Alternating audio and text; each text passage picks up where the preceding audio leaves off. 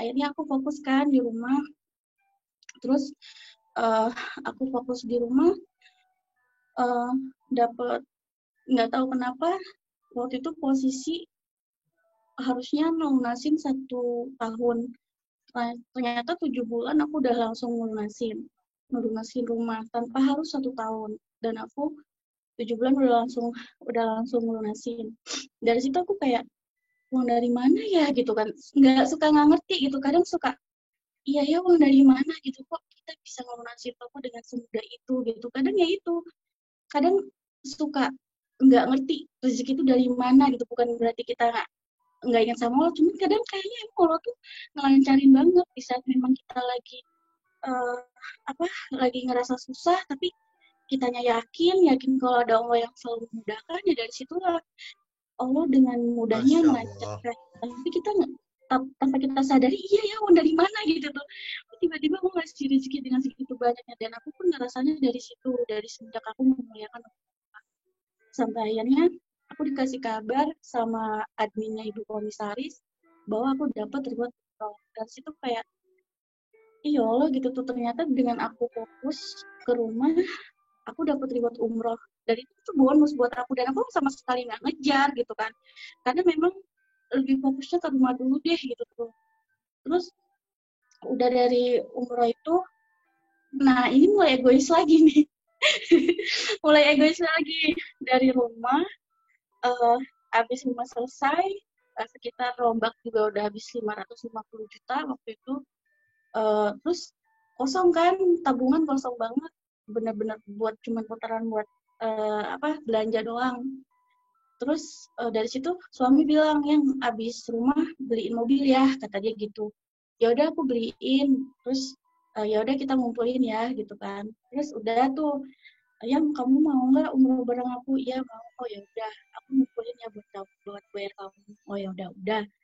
Terus nggak lama kemudian dia tuh kekeh kan pengen mobil gitu, ya udah aku ngumpulin. Terus iya Bu, aku dapat reward umroh. Iya Bu, alhamdulillah gitu kan. Ibu udah seneng tuh. Tapi memang ya udah sana berangkat. Tapi ibu nggak ngerasa kayak pengen umroh. Gitu. Maksudnya nggak gimana ya? Mungkin akunya nggak peka kali ya gitu, nggak ngajak. Ya Bu, tapi akunya berangkat sama kamu dulu ya berdua. Iya sih, sana kan kamu yang dapat reward gitu kan. Iya udah. Terus nggak tahu kenapa, entah selang berapa bulan gitu ya, aku ngeliat ibu mertua lagi ngeliat di YouTube itu, kayak ngeliat lagi tawaf gitu loh. Jadi dari situ tuh kayak yang apa sih, nyes aja kan, ngeliat ibu mertua di samping kayak gitu kan, gue ngeliat astagfirullah, langsung deg-degan gitu kan. Ya Allah, jahat banget ya gue gitu kan, berangkat sama suami berdua, tapi ibu mertua nih ya maksudnya kepengen gitu kan. Dari situ kayak yang udah nggak bisa ngomong apa-apa kan, belum ngomong sama suami juga. Terus malamnya langsung pulang ke rumah kan, pas ke rumah aku langsung ngomong sama suami, yang gimana kalau mobil nggak usah ya gitu kan. Dia, emang kenapa, gimana kalau kita buat umroh aja, ya, apa kalau ada rezeki kita umroh berenam gitu kan. Nah suami nanya, lah emang ada uangnya, kata dia gitu kan. Terus aku bilang nggak ada spesial pun, ada tapi itu buat pemutaran, buat kamu aja belum, maksudnya buat suami aja aku belum bisa bayar loh waktu itu, karena emang habis rombak rumah 550 juta itu, emang habis aja uangnya gitu kan, karena memang ada modal tapi cuman buat uh, buat toko, buat toko gitu, pemutaran. Oh ya udah deh kalau kayak gitu, ya udah Bismillah aja, kata suami gitu kan. Terserah, katanya. Nah dari situ ikhlas ya kamu, jadi nanti nggak bisa punya mobil, ya udah ikhlas, kata suami gitu. Dan nggak tahu kenapa aku langsung nelfon mama. Terus nelfon mama, aku izin, mas seandainya aku ada rezeki mama mau nggak aku ajak umroh. Terus mama bilang ini, ya mau, kata mama, tapi kalau kamu nggak bawa ibu mertua kamu, mama nggak mau, katanya kayak gitu kan. Kayak kok gini gitu kan. Iya, soalnya takut ada kecemburuan sosial mungkin apa gimana, nggak ngerti gitu kan. Pokoknya kalau emang mau umroh, ibu mertua kamu harus diajak, katanya kayak gitu. Iya mah, tapi ini mah insya Allah ya mah, tak gituin kan. Tapi mama doa aja, ya udah. Aku juga nggak bilang sama ibu, takut ngecewain. Karena kita nggak tahu ya, namanya manusia kan berikhtiar doang. Tapi hasil kan Allah yang menentukan. Dari situ itu kan aku akhir bulan tuh ngomong sama suami, ya udah Bismillah aja yang mulai bulan ini kita berjuang keras dan kita ngumpulin buat keempat orang tua kita. Dan qadarullah juga ternyata dengan waktu yang nggak lama, 1 bulan, Allah memudahkan. Alhamdulillah dikasih rezeki sama Allah. Dari situ aku kaget kan ngeliat tabungan, terus ngeliat kan ada 2 ATM, tabungan sama modal. Ternyata modal ini ternyata ATM ini melebihin modal. Berarti aku bingung gitu kan. Nah, ternyata bulan ini keuntungannya segini gitu kan ke suami. Banyak juga ya. Iya, ya Allah. Dari situ kayak, ya udah deh, nggak tahu lagi. Lagi-lagi Allah melancarkan, suka suka apa ya, suka malu gitu tuh kalau misalkan kayak awalnya ragu, awalnya nggak yakin, tapi ketika Allah nunjukin, ya nggak ngerti dia kayak, ya Allah sumpah, suka speechless aja gitu. Ya Allah, ini apa sih maksudnya gitu tuh, apakah memang ujian aku juga, apa emang biar nampar aku, biar aku selalu yakin sama Allah bahwa Allah tuh ada buat aku gitu kan. Jadi ya Allah, jadi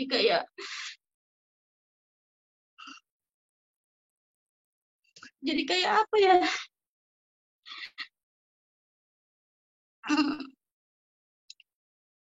jadi nampar diri lagi gitu tuh. Dari situ kayak, ya alhamdulillah gitu, langsung langsung DP langsung DP buat berenam. Tadinya tuh kenapa waktu ngumpulin buat suami, pengen punya mobil tuh kayaknya rasanya susah gitu, bukan susah tuh, kayak nggak dipermudah banget, tapi kenapa niatan untuk orang tua selalu dipermudah gitu kan. 1 bulan gitu, nggak nunggu 1 tahun, tapi 1 bulan langsung dibayar tunai sama Allah. Kayak ngerasa, ya udah dari situ tuh kayak semakin yakin bahwa apa yang saya punya bukan punya saya gitu. Saya selalu yakin ini hanyalah titipan. Dari situ ya Allah ngerasa kayak, ya udah, yakin aja bahwa kita harus selalu yakin apa yang kita punya benar-benar bukan punya kita, tapi benar-benar dari Allah. Aku merasa bahwa semua dari Allah dan kembali lagi ke Allah. Dan benar, aku ikut manasik pas umroh itu kayak, umroh itu bukan siapa yang mampu dia yang berangkat, tapi siapa yang niat dia yang akan dimudahkan oleh Allah dan akan dipanggil sama. Dari situ kayak nangis kejernya.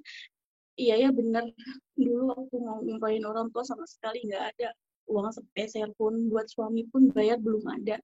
Tapi ketika diniatkan untuk orang tua, Allah malah memudahkan. Dari situ udah kayak rasanya seneng, akhirnya berangkat Januari 2020, ngelihat ngelihat senyum ngelihat senyum keempat orang tua, ngelihat suami, ya kayak mimpi aja. Pas udah nyampe Jeddah itu udah kayak, ini beneran mimpi ya gitu kan, kayak udah ketemu Ka'bah aja udah bukan lagi minta apa-apa gitu, kayaknya malu sama diri sendiri yang banyak minta, tapi benar-benar Allah mudahkan. Itu kayak ngelihat Ka'bah juga, yang tadinya kita ngelihat Ka'bah tuh kayak di sejadah, kayak di TV gitu kan, tapi ketika ngeliat itu nggak bisa ngomong apa-apa, langsung diam. Waktu itu sama Coach Ridwan ya, langsung sama Coach Ridwan, terus sama Ibu Asri, Pak Tony, segala waktu berangkat itu kayak semuanya nangis. Dan pas kita ngobrol sama Coach Ridwan juga kayak, lu ngeliat Ka'bah gimana bro? Ibu nggak bisa ngomong apa-apa kayak gitu kan, semuanya hampir nggak bisa ngomong apa-apa. Nah gitu tuh kayak, ya Allah gitu tuh kayak gimana sih, speechless aja gitu kayak, nah ini ya Ka'bah gitu, kayak itu padahal dari jauh banget, nggak dekat, dari jauh banget, tapi udah kelihatan. Dari situ udah kayak, udah deh, udah nyampe sana tuh nggak bisa minta gitu, yang ada kayak ampun gitu, banyak dosa, banyak malu gitu kan, banyak minta gitu kan. Di situ juga cuman uh, bilang makasih, makasih, makasih, ampun, ampun, ampun, ya mohon ampun gitu, karena saling nggak yakin sama diri sendiri gitu kan. Tapi ketika udah apa, ketika nggak yakin sama diri sendiri, tapi malah Allah uh, nunjukin kuasanya ke aku gitu. Jadi akunya kayak yang udah mulai sekarang please gitu kan, jangan jangan ragu sama diri sendiri gitu kan. Kalau misalkan kitanya ragu sama diri sendiri, ya kita nggak bisa ngelawan apa-apa. Yang tadinya kita pengen ngelakuin ABCD, ketika kitanya ragu, ya udah kita hilang semuanya gitu, hilang arah, terus kitanya juga jadi nggak fokus gitu. Lagi-lagi kita ada kekuatan keyakinan, dan di sini kita percaya bahwa segala sesuatunya pasti Allah akan mudahkan kalau memang kita sudah ikhtiar maksimal. Amin ya rabbal alamin. Masya Allah. Ya, ini perjalanan ya, real story, Masya Allah ya. Melihat dari ini, silakan Bunda Maya Nilam, saya minta satu closing statement buat teman-teman semuanya, termasuk saya juga, agar teman-teman makin termotivasi dan yakin bahwa ternyata ketika bisnis mikirin omset, yang ada akan terseok-seok. Tapi kalau bisnis berpikirnya adalah proses, insya Allah hasil itu akan menjadi salah satu bonus ya buat kita semuanya.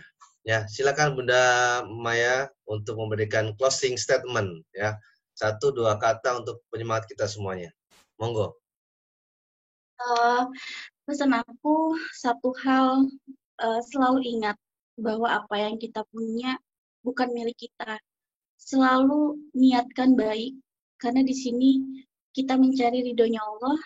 Yang harus kalian dekatkan yaitu gimana caranya biar Allah ridho, yaitu dengan memuliakan orang tua, memanusiakan manusia, dan kita juga harus bisa bermanfaat buat orang banyak. Itu aja. Dengan begitu, insya Allah Allah akan ridho dan memudahkan kita semua.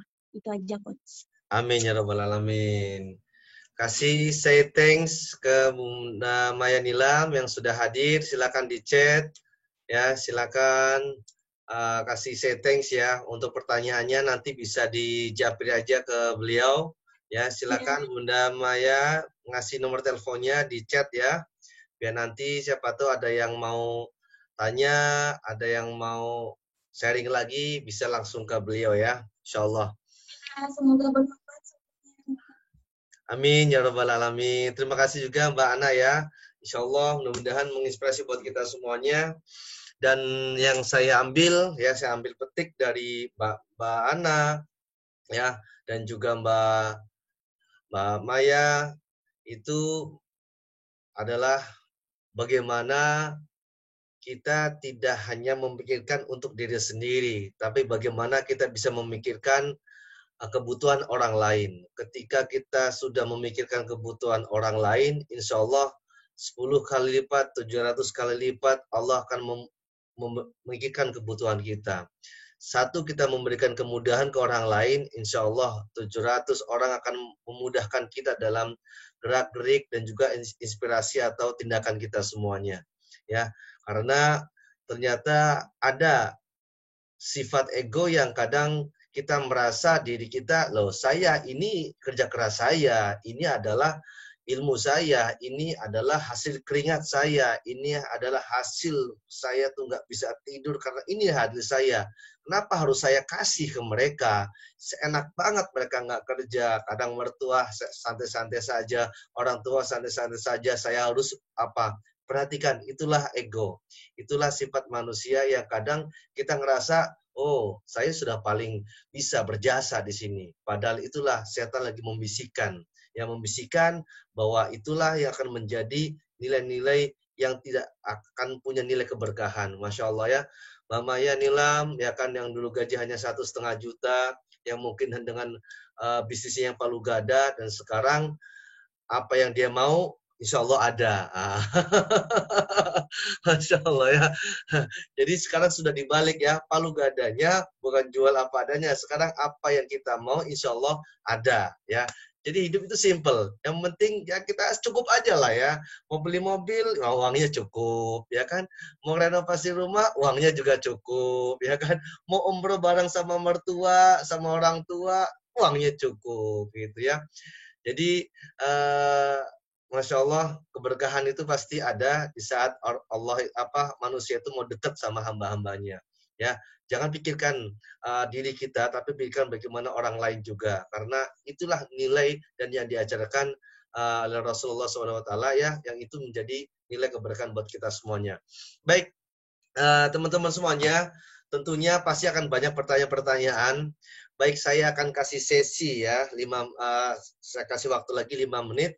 Silakan yang mau bertanya ke Mbak Ana ya, dari Mbak Ana juga sempat ya kan untuk menjelaskan tentang bagaimana dulu karyawan yang dulunya nunggunya gaji tanggal 25 atau tanggal 1.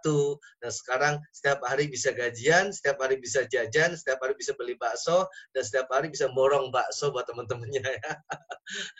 Ya, silakan teman-teman yang mau bertanya langsung di-unmute dan langsung bertanya. Silakan, saya kasih waktu 5 menit. Ya, silakan.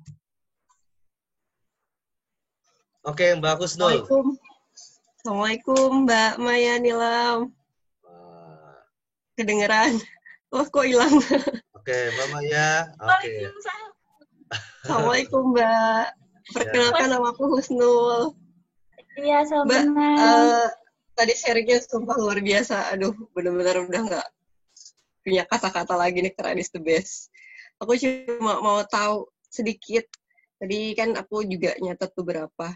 Tapi yang aku pengen tahu banget nih, kira-kira apa aja sih yang dilakukan waktu awal-awal banget merintis, step by step-nya, atau paling nggak contoh ikhtiar-ikhtiar yang dilakukan satu aja gitu. Apa sih yang dilakukan kiat-kiatnya itu, teknik-tekniknya apa aja gitu Mbak?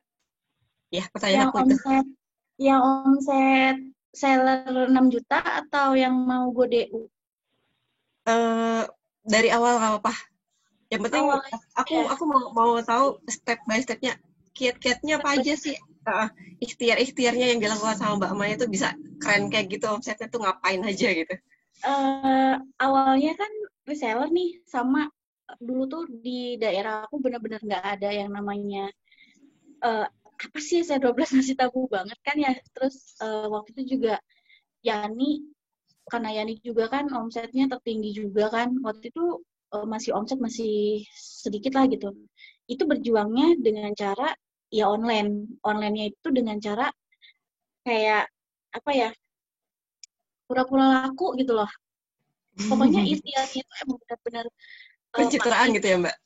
Iya, kayak pura-pura laku. Jadi waktu itu kan pertama kan stok 700.000, bingung dong, ini mau dikemanain, belum ada yang order gitu kan. Terus jadi kayak putar otak gitu, ini harus gimana ya. Ya udah pura-pura laku. Jadi si barang itu pura-puranya itu udah kipan orang gitu loh. Jadi triknya itu dengan cara alhamdulillah barangnya dateng, tapi maaf ya ini semua kipan gitu. Jadi kita kayak pura-pura laku aja gitu, sering kayak gitu. Tapi maaf ya buat teman-teman, ini cuma kipan, jadi kalau mau order bisa di list. Itu kan kayak seolah-olah barang yang kita barang yang datang itu udah diambil orang dong, udah pesenan kan, padahal bukan, itu mah stok. Nah dari situlah, dari kebohongan itu, boleh ditiru nggak sih bohong-bohong kayak gini? Sebenarnya sih bukan niat bohong juga sih ya, jadi lebih kayak personal branding, terus ya kayak biar orang Mbak percaya dan yakin bahwa kalau produknya tuh laris gitu kan. Terus udah itu yang kebohongan pura-pura laku yang pertama. Terus pura-pura laku yang kedua itu kan kenal tuh sama Mamang JNE-nya. Sini dong paketnya gitu kan, dia kan habis ngambil paket, minjem gitu, jadinya gue minjem paket dia tuh kalau nggak salah 10 biji gitu kan. Jadi pertama dipoto 10, nanti kedua dipoto 5. Nah itu tuh buat stok 4 hari. Misalkan satu buat hari Senin, paketnya 10 gitu, kayak gitu-gitu aja. Jadi emang bener-bener pura-pura laku. Jadi setiap kali JNT ngejemput, dipalak dulu sih paket-paketnya dia buat difoto-fotoin gitu. Jadinya aku punya stok foto ini buat hari ini, buat hari ini. Nah, habis itu ada lagi yang lucu. Aku kan market paling sehari 2, 3 gitu kan. Aku kumpulin 1 minggu. 1 minggu kemudian, resi banyak dong. Bisa nyampe 15, 20. Ya udah difotoin aja seolah-olah kalau itu tuh paket kita sehari gitu. Jadi padahal itu resinya itu dapat ngumpulin sehari gitu. Tapi setelah udah banyak di foto, ya udah pura-pura aja gitu. Kalau itu kalau itu tuh pakai kita gitu. Itu yang kedua. Nah, yang ketiga itu pakai telepon suami. Jadi nanti seolah-olah, Mbak, terima kasih ya, paketnya udah dateng gitu. Nah, padahal itu suami, pakai WA-nya suami. Tapi biasa dong, kalau diposting ke Facebook, nomor suami kan di blur, kayak gitu-gitu aja sih. Terus tiba-tiba kita posting kayak misalkan Manjakani gitu kan. Ya Allah, alhamdulillah Manjakani 10 sisa 2. Ya Allah, padahal banyak di belakang. Tapi itu ngaruh. Akhirnya orang tuh jadi kayak, selaris itu Manjakani. Nah, akhirnya kan pada kepo, pada inbox dong. Teh, Manjakani ini masih sisa 2. Kalau mau buruan ya, kalau misalkan kelamaan, saya melempar sama yang lain. Padahal mah cuma buat dia tuh ngerasa bahwa tertekan gitu loh. Banyak beli daripada kehabisan gitu. Jadi itulah yang selalu saya kasih ke marketer-marketer yang awam, saya pakai jurus itu. Walaupun bohong, maaf ya Allah. Tapi itu ngaruh banget. Soalnya ada juga nih game saya juga yang masuk ke Zoom, mereka pasti udah hafal banget deh sama materi ini. Itu yang harus selalu diajarkan ke ke anak-anak yang pemula, karena memang kalau pemula itu kan kita suka bingung kan gitu. Jadi kalau udah kita kasih materi itu, mereka jadi jadi luar biasa imajinasinya gitu. Ya udah ngikutin kayak emaknya aja yang dulu. Tapi ntar kalau udah lama-lama udah nggak bohong-bohongan lagi, malah itu jadi kayak sebuah doa gitu. Jadinya tanpa harus bohong-bohongan, sekarang udah jadi beneran gitu. Seperti itu. Ada ya, lagi? Terima kasih Mbak. Online-nya, Mbak, satu lagi dong Mbak. Online-nya di mana aja waktu awal-awal? Online itu di Facebook aja.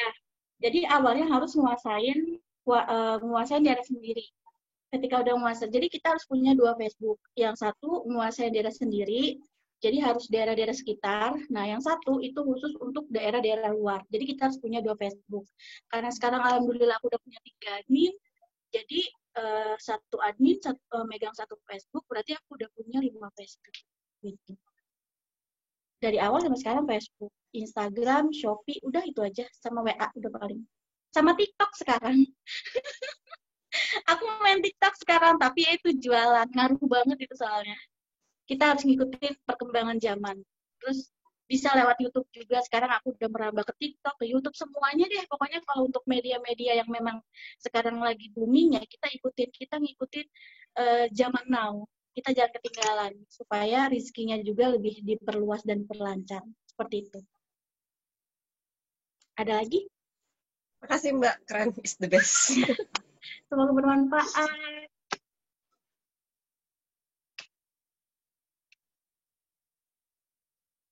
Ya, baik ya, Mbak Husnul, terima kasih pertanyaannya. Memaya keren juga. Ini kalau satu trik ini dilakukan apapun bisnisnya, insya Allah. Sebenarnya bahasanya itu bukan berbohong ya. Begini. Jadi kalau misalnya kita ada etalase dan ternyata produk kita itu kan biar terlihat semuanya, ya itu kan harus taruh di depan semua tuh. Jadi kelihatan banyak. Apalagi misalnya ada jualan misalnya susu ya kan. Padahal susunya cuma hanya 10 tapi ditempel semuanya, kardus-kardus yang kosong ditempel semua, jadi kelihatan rame. Ini terlihat banyak padahal sedikit. Itu produknya. Berarti biar orang tuh datang. Nah, sama kalau ini beda, terlihat laku padahal emang belum. Berarti kan mau laku kan. Nah, ini juga boleh. Itu namanya apa? Teknik namanya afirmasi. Ya, afirmasi. Jadi buat loh itu nanti bohong dong, dosa dong. Tidak. Jadi bahasanya itu nanti bermudah. Contohnya begini, paket ya kan, nanti misalnya alhamdulillah. Begitu aja selesai.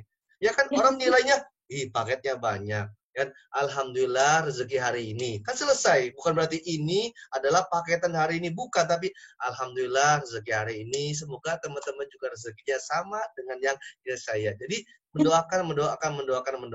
Insya Allah. Ya, ini penting karena ini ilmu di mana ilmu afirmasi. Namanya self talk communication.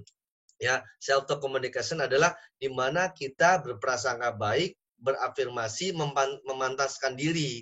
Ya, karena apa? Ketika kita mau memantaskan diri, ya, sebenarnya akan menjadi wadah.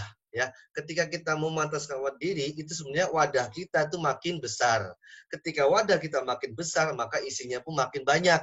Nah, ini yang repotnya adalah kita nggak pernah self talk sama diri sendiri, ya, berbicara sama diri sendiri. Akhirnya pikiran kita sempit, actionnya juga sulit.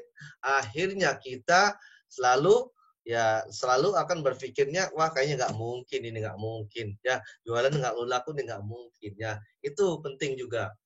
Baik ya, Masya Allah. Terima kasih Mbak Maya. Ini satu loh, baru satu ilmunya. Ada 95 lagi trik yang belum dikasih tahu semua. Ya, baik ya.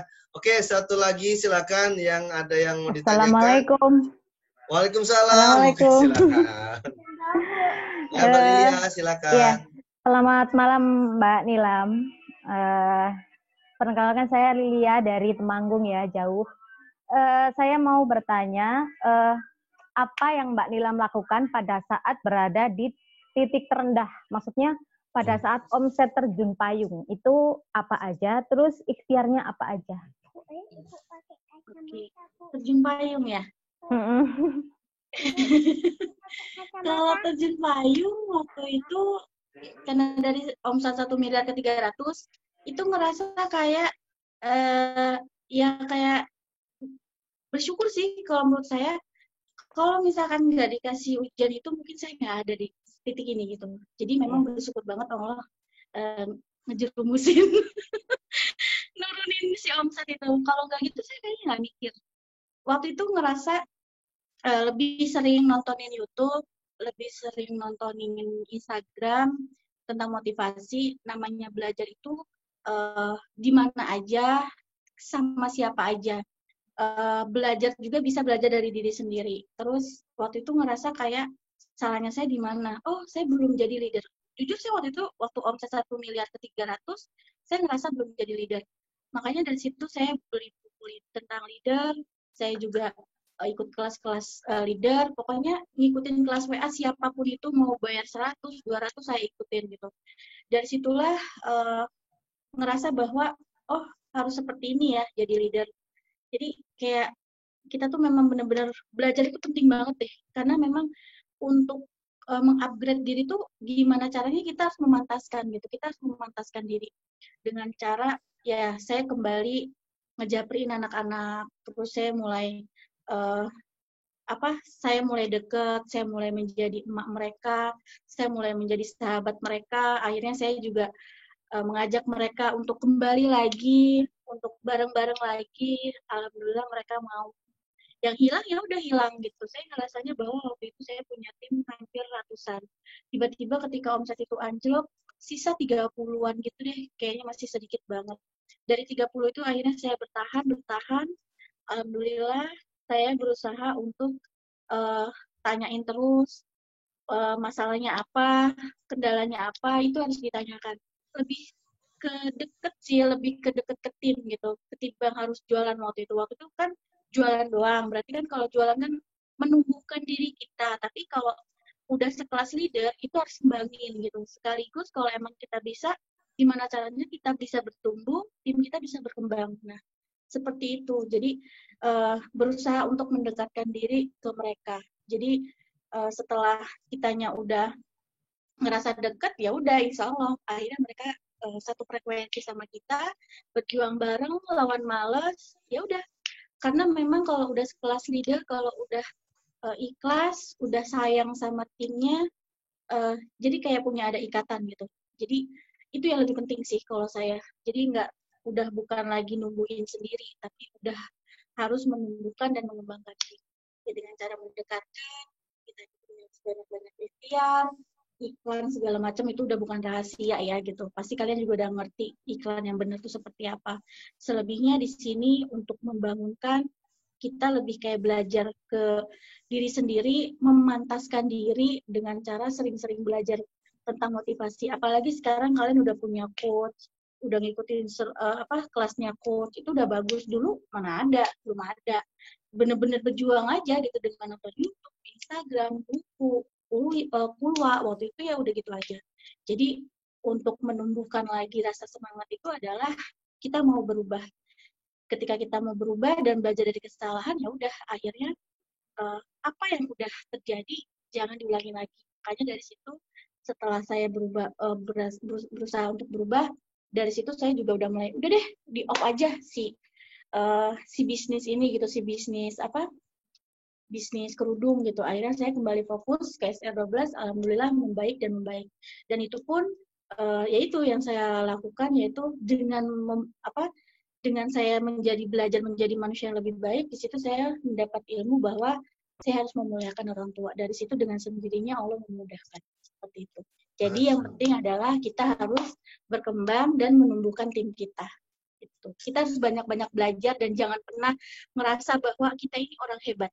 Kalau kita merasa orang hebat, akhirnya kita nggak mau belajar dan akhirnya kita sombong.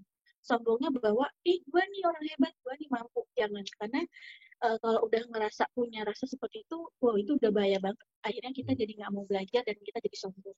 Jangan sampai seperti itu. Saya pun masih belajar di sini. Itu. Semoga terima kasih. Ya, terima kasih banyak. Ya. Baik, terima kasih semuanya ya. Alhamdulillah ini 2 sesi share pengalamannya dari Mbak Ana, Mbak Maya. Sebenarnya ada satu lagi Mbak Asih, cuman Mbak Asih lagi repot, ada saudara datang. Insya Allah nanti akan ada sesi lain lah. Dan mudah-mudahan nanti di batch 2 saya akan mengundang juga Pak Tony untuk bisa sharing di sini ya, di batch 2 ya. Pak Tony, insya Allah mudah-mudahan Mbak Sandy, Mbak Asri biar hadir di sini. Karena kita udah kangen seminar loh ya. Kangen seminar kita nggak pernah ketemu lagi. Ada juga teman-teman yang, aduh saya nggak pernah ngelihat gimana wujud Pak Tony. Ada yang nggak ngelihat juga. Jadi kita biar tahu cikal bakal orang untuk bisa mengerti apa visi misinya, Masya Allah kan. Saya kenal beliau juga sudah lama juga, sharing juga, bahkan waktu saya di 6 bulan pertama waktu di coaching di SR itu saya lebih banyak ngobrol sama beliau ya, ngobrol sama beliau jadi lebih ngerti sebenarnya tujuannya itu untuk apa ya. Baik, teman-teman semuanya, kita akan masih ada sesi terakhir, yaitu ada beberapa slide yang akan saya tampilkan dan ini juga saya record, saya rekam ya. Jadi ada beberapa slide yang saya tampilkan dan setelah itu karena ini sesi terakhir kita akan sedikit mengintrospeksi diri karena ujung-ujungnya adalah kita harus bisa berdamai dengan masalah diri, ujung-ujungnya adalah kita harus berdamai sama ego diri, ujung-ujungnya adalah kita harus berdamai dengan ujian, kita harus berdamai dengan cobaan, kita harus berdamai dengan cercaan.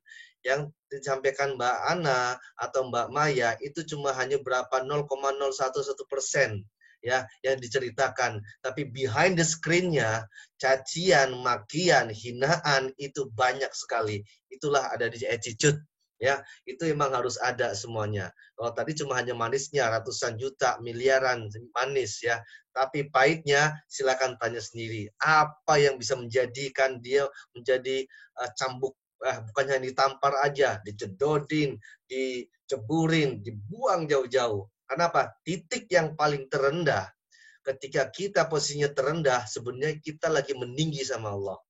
Kenapa? Dalam sujud itu adalah titik paling rendah. Akal kita, otak kita ini benar-benar sujud sampai ke tanah, maka disitulah kita lagi meninggi doanya. Tapi di saat akal kita, otak kita ada di posisi di paling atas, sebenarnya kita lagi merendah.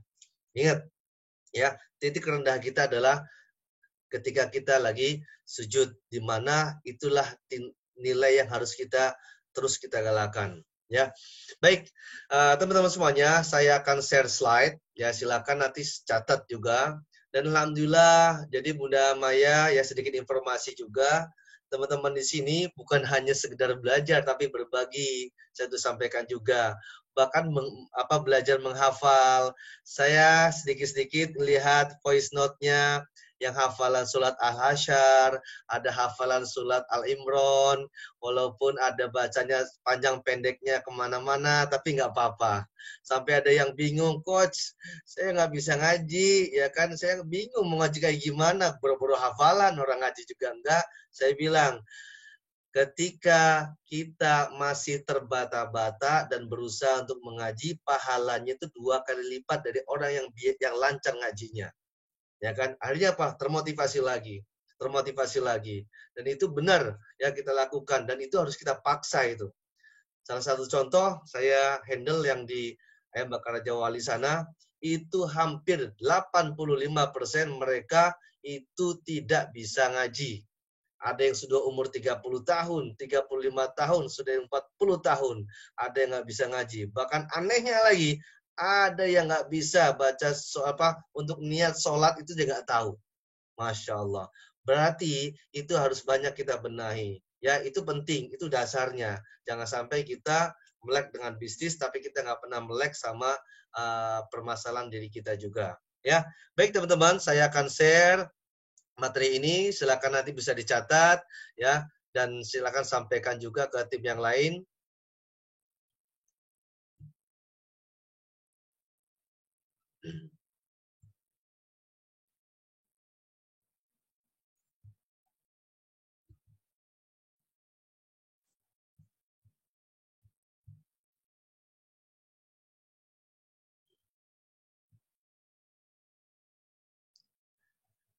Ya,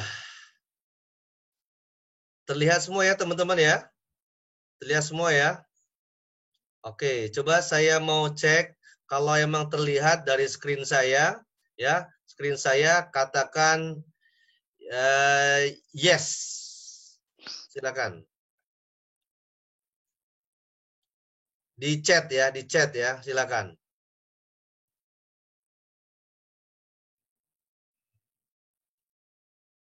Baik, ya. Ini afirmasi, ya, tentang afirmasi. Baik, berarti semuanya sudah lihat semua ya. Saya akan saya mute semuanya biar fokus untuk materi pada kali ini. Baik.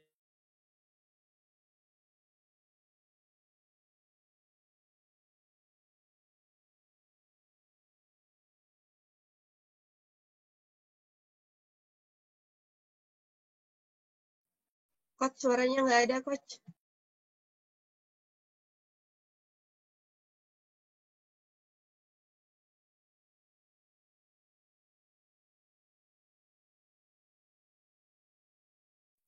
Oke, sudah terdengar ya, Mbak Husnul ya?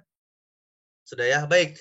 Ini kebiasaan ya, namanya kebiasaan berarti keseharian. Ini keseharian, berarti berbicara adalah proses. Bukan berbicara hasil, ini berbicara proses.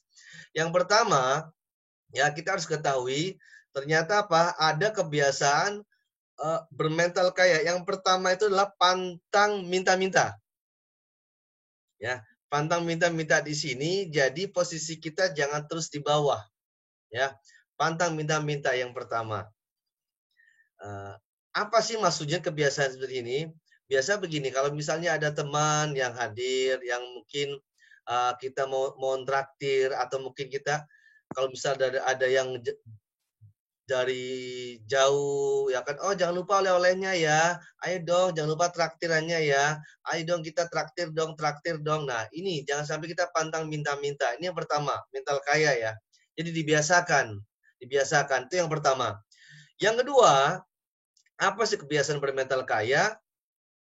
Ya. Oke. Yang kedua adalah pantang bilang mahal. Nah, ini nih yang sering nih. Mahal ya. Ya kan? Belum dilihat barangnya. Belum dilihat produknya.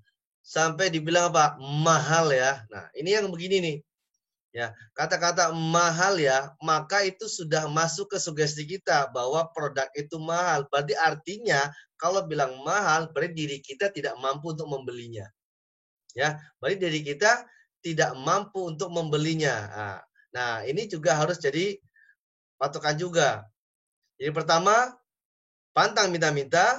Yang kedua, pantang bilang mahal.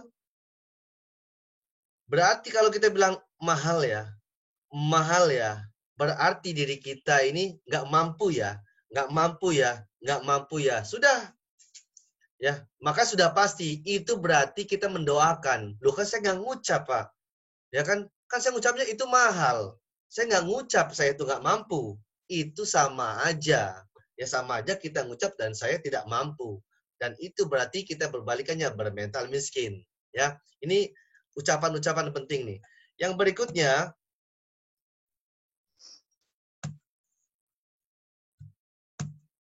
yaitu apa? Gemar berbagi. Nih, pantang minta-minta, pantang bilang mahal, dan gemar berbagi. Ingat, gemar berbagi bukan gemar menerima. Ya, tapi apa? Berbagi. Ini juga salah satu mental kaya juga. Ya, jadi kita apa? Berbagi. Ini 3 nih. Harus jadi kebiasaan. Berbagi. Jadi jangan siap menerima, siap berbagi. Ya, siap menerima, siap memberi. Itu sudah pasti. Siap kita jualan dan juga kita siap untuk menuai nilai manfaat juga. Yang terakhir adalah gemar bersyukur. Ini juga menjadi patokan. Karena apa? Lawannya bersyukur berarti apa? Gemar mengeluh, gemar beralasan, ya, gemar putus asa, gemar menyalahkan, gemar suuzon, ya, gemar negative thinking. Nah, ini kebalikannya. Tapi kalau gemar bersyukur, apapun yang kita dapat, itu sebenarnya kita mental kaya. Jadi orang kaya itu bukan berarti dia punya banyak harta, tapi apa? Dia mampu mensyukuri nikmat yang sampai diberikan Allah pada kita. Ya, sekali lagi, pantang minta-minta, pantang bilang mahal, gemar berbagi, dan gemar bersyukur. Nah, sekarang saya tanya ke teman-teman semuanya. Dari 4 ini, ya, dari 4 ini, mana yang teman-teman belum lakukan? Silakan dijawab. Di chat. Silakan dijawab di chat. Mana teman-teman yang belum lakukan?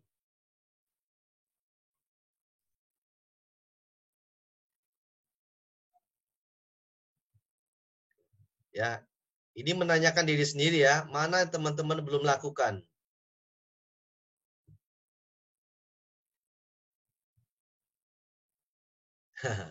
Masih suka bilang mahal. Masih bilang mahal. Masya Allah.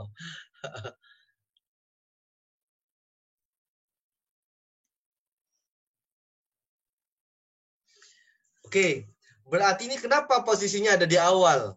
Bukannya bersyukur, bukannya gemar berbagi, bukannya pantang menyerah. Maksudnya pantang bilang di sini ya. Kenapa kok di sini posisinya? Perhatikan, kenapa posisinya di sini adalah pantang bilang mahal. Ada yang kedua ya, ini di namanya merah. Dan ini sering kita ucap. Contoh begini, ya. Kita datang ke restoran, pas datang ke restoran itu ketahuan ya, mental kaya, mental miskin yang ketahuan. Datang ke restoran, kalau yang mental kaya apa dengan ngapain? Dan mental miskin. Kalau mental kaya, dia cuma hanya apa? Nggak nanya menunya, enggak. Yang ditanya langsung waiternya suruh datang ke sini. Mbak, Mas, sini Mas. Makanan yang paling enak dan minuman yang paling enak yang biasa orang beli di sini saya pesen 1 porsi. Dan minuman yang paling enak saya pesen 1 porsi juga. Jadi nggak mikirin lagi, ya kan? Tapi kalau orang yang mental miskin, beda. Mas, menunya mana? Sudah lihat menu, menunya tebel, ada 12 halaman. Ya kan? Dibolak-balik, dibaca lagi, baca lagi. Bingung. 1, nama makanannya nggak tahu, yang dilihat adalah apa? Bukan menunya, tapi harganya. Ujung-ujungnya apa? Ya sudahlah, es teh manis saja sama nasi goreng. Udah, perhatikan. Ya, padahal menu-menu yang dilihat itu. Sudah begitu apa? Berarti kita, kalau dalam bahasa ini adalah, ya kita tuh nggak pay yourself, nggak menghargai diri sendiri. Makanya wajar ketika kita bilang mahal, maka berarti kita tidak mampu untuk membelinya. Betul nggak? Kita ke mall. Mahal ya. Mahal ya. Belum masuk ke tokonya, baru ngeliat mereknya begini. Pasti mahal-mahal. Dia cuma lewat doang, lewat. Pasti mahal-mahal. Pas Ilan pulang ke rumah, ada bazar baru tuh. Ya, beli baju yang 50.000 dapat 4, ya kan? Habis itu masih nawar juga, ya kan? Itu begitu tuh. Ya, akhirnya begitu terus. Beli jam yang harganya 50.000 dapat 2 pasang. Nyampe rumah jamnya mati, disalahin penjualnya, ya. Padahal yang salahin siapa? Diri sendiri, ya kan? Ya kan jamnya, dia bingung. Akhirnya orang nggak mau. Ya apa? Dari sendiri sebenarnya. Dia bilang beli baju baru pakai 1 minggu, belinya warna merah, minggu depan warnanya jadi putih, luntur. Yang disalahin siapa? Penjualnya. Padahal diri kita yang salah. Ya kan? Terus begitu. Beli beras, ya kan? Mas, yang paling murah ada nggak? Ada. Berarti, Mas, saya itu orang murahan loh, Mas. Saya beli beras yang murahan juga ya. Berarti kita di murahan. Betul nggak? Pas sudah dimakan, banyakkan batunya di udah berasnya. Marah-marah lagi. Pas makan juga kena lagi. Kurang ajar nih, Masya Allah. Yang disalahin penjualnya lagi. Sudah, berarti yang salah diri kita. Ini penting.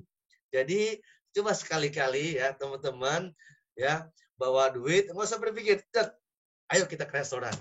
Lihat yang paling mahal mana. Yang pakai mobil ya kan nggak apa-apa, kita naik angkot, naik motor nggak apa-apa. Yang penting walaupun naik angkot, yang penting saya ke restorannya, restoran yang banyak kan pakai mobil. Datang, nggak usah ngomong lihat menu, langsung ke waiternya, Mbak, Mas, tapi jangan gemeter ngomongnya ya. Makanan yang paling mahal, Mas. Kata waiternya, Bu, ke toilet sebelah sana, Bu. Dia berpikir apa? Takut uangnya kurang. Allah. Ini Mas, ya, ini harus diafirmasi. Datang ke restoran, Mas, ya kan? Jadi seolah-olah santai aja. Jadi penampilan juga harus kita wibawa juga ya, harus kita wibawa. Jadi mental kaya, datang, Mas, makanan yang paling favorit di sini dan minuman juga. Oke, ada berapa? Ada 4 porsi, udah. Tangannya udah keringetan, ya kan, menunya nggak dilihat. Dicolek-colek. Kita jual emas aja ya. Takut dipegang satpam, digadein. Ya, sekali-kali. Boleh nggak kita men-treatment diri? Ya kan? Boleh nggak? Orang hasil kerja kita kok boleh. Boleh saja, tapi jangan keterusan juga. Ya, habis makan di restoran besar, besoknya puasa 7 hari 7 malam, nggak makan lagi. Karena itu menggantikan dari itu semua. Ada juga kisah ya kan, ada orang makan, kadang yang lihat harga, enak banget ya kan, bos enak tuh. Pas lihat harganya, cegrek langsung, kayak mau dikeluarin semua, ya kan, nggak mau makan lagi di sini, cukup sekali, mahal banget. Es teh manis saya 10.000 di rumah gratis, Masya Allah. Kita yang sudah ditelan minum sampai sini perut, disumpahin ini. Nggak mau. Akhirnya apa? Nyampe rumah, sakit perut. Dan bikin sakit perut apa? Diri sendiri. Nah, ini penting. Ya, ini hal-hal biasa. Ini leader nih. Ya, jadi harus dibiasakan. Jangan, aduh, mahal banget ya. Ya kan, boleh nggak yang murah lah, ya kan, satu tiket buat 5 orang, boleh nggak? Ya boleh nggak? Ya ampun, ya kan, akhirnya maka kita terbentuk mental nawar, ya itu penting, ya. Repotnya lagi sudah mental nawar di mall, nawar lagi di mall yang sudah ada harga bandrolnya, Mbak boleh nggak? Ya kan diskon 20%, kata mbaknya, Mbak, ini bukan bazar, ini mall. Nah, repot ya. Perhatikan ya. Jadi yang pertama, ya harus kita ketahui, pantang minta-minta, pantang bilang mahal, gemar berbagi, dan gemar bersyukur. Oke, sekarang berikutnya. Silakan difoto, kayaknya sudah di screen semua ya. Oke, berikutnya, Dari beberapa cerita dari Mbak Ana, beberapa cerita dari Mbak Maya, ya, bahwasanya ternyata perubahan itu butuh pengorbanan. Ya, berubah itu butuh pengorbanan. Kalau kita tidak mau berubah, sudah pasti Anda akan merasa nyaman. Ingat ya, perubahan itu butuh pengorbanan. Apa yang harus kita rubah itu pasti akan ada beberapa yang harus kita korbankan. Korban waktu, korban materi, korban uang, korban tenaga, itu sudah jadi salah satu hal yang harus diseimbangi. Itu yang pertama. Berikutnya, ketidaknyamanan itu ciri pertumbuhan. Ingat, ketidaknyamanan itu ciri pertumbuhan. Jangan disangka omset yang sudah 100, 200 juta, ya, itu bukan berarti akan mulai di titik nyaman, justru akan tidak nyaman. Makin besar, makin tidak nyaman. Itulah ciri pertumbuhan. Tapi kalau kebalikannya, ya, kalau misalnya kita mau nyaman, maka itulah ciri bukan pertumbuhan, tapi sebenarnya akan stagnan, bahkan akan cenderung turun. Nah, ini berpengaruh sama kita sendiri. Mau berubah, ya berkorban. Ya, mau beruang, ya berjuang. Mau nyaman, nggak usah mikirin pertumbuhan. Mau dapat ketidaknyamanan, itulah ciri-ciri pertumbuhan.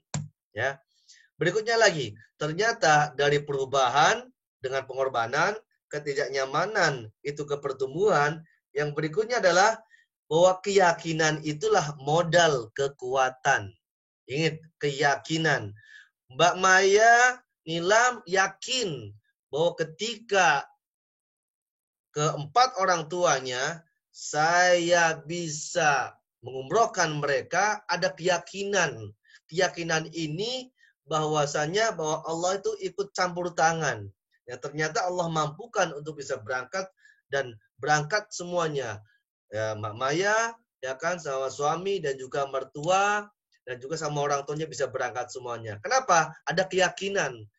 Kenapa? Itu adalah modal kekuatan kita. Berarti kalau orang yang tidak kuat dalam bisnisnya, berarti dia tidak yakin sama keimanannya. Kalau dia tidak yakin sama bisnisnya, maka dia tidak akan kuat dalam menjalani prosesnya. Ya. Berikutnya lagi, dan ternyata dari sekian banyak yang harus kita ketahui, bahwa orang baik itu bukan orang yang nggak punya keburukan, ya. Akan tetapi apa? Jumlah kebaikannya lebih banyak dari keburukannya. Ya, tolong dipahami bahwa orang baik itu bukan orang yang nggak punya keburukan, akan tetapi apa? Kebaikannya nih lebih banyak dari keburukannya. Berarti, loh saya punya masih banyak dosa, bisa terbilang orang baik? Iya. Ya. Loh kalau saya kadang sering banyak salah, masih dong ada ciri-ciri orang baik? Ada. Makanya kita harus dilebihkan lagi. Ya. Berikutnya lagi, bahwa orang buruk itu bukan orang yang nggak punya kebaikan. Akan tetapi jumlah keburukannya itu lebih banyak dari kebaikannya. Berarti prosesnya bahwa kita ini ada 100%. Ya, posisi kalau kita kebaikannya di angka lebih dari 50%, ya itulah sebenarnya orang baik. Ya, kalau kita keburukannya lebih banyak, maka itulah sebenarnya orang buruk. Dari 2 poin di sini, kita ambil kesimpulan bahwa ayolah, teruslah kita berbuat baik sampai timbangan kebaikan kita makin meninggi, makin membesar, dan timbangan keburukan kita makin turun dan makin mengecil. Maka disitulah akan ada nilai-nilai kenikmatan atau ketenangan. Ya.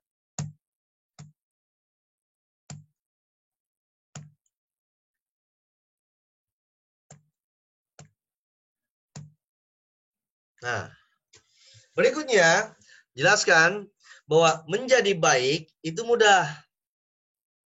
Dengan hanya diam, yang tampak adalah kebaikan. Tapi menjadi manfaat untuk orang banyak itu yang sulit.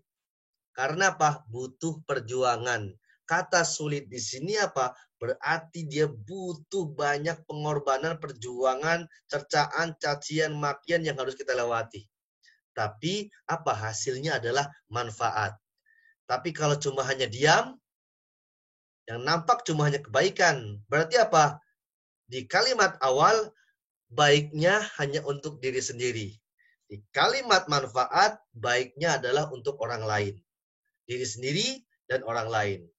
Sudah dipastikan kalau baiknya untuk diri sendiri, orang lain belum dapat. Tapi kalau kita baiknya untuk orang lain juga, diri sendiri sudah pasti dapat.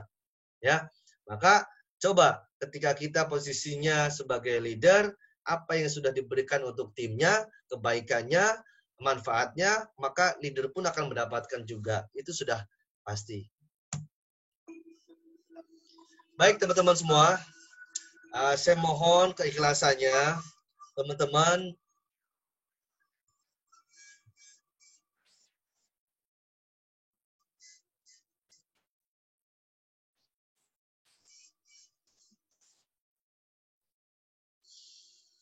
Dari cerita dari Bunda Maya Nilam dan juga Mbak Ana atau teman-teman yang lainnya, bahkan di voice note, teman-teman juga sudah banyak merasakan ternyata ada satu kunci keberhasilan, ada salah satu kunci kesuksesan yang dimana banyak orang yang menyepelekan.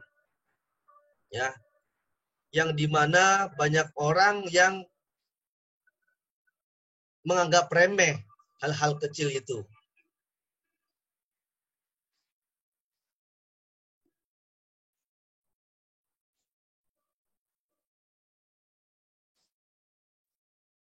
Dan apa yang terjadi? Siapa orangnya? Dan apa yang harus kita lakukan? Yaitu orang tua kita.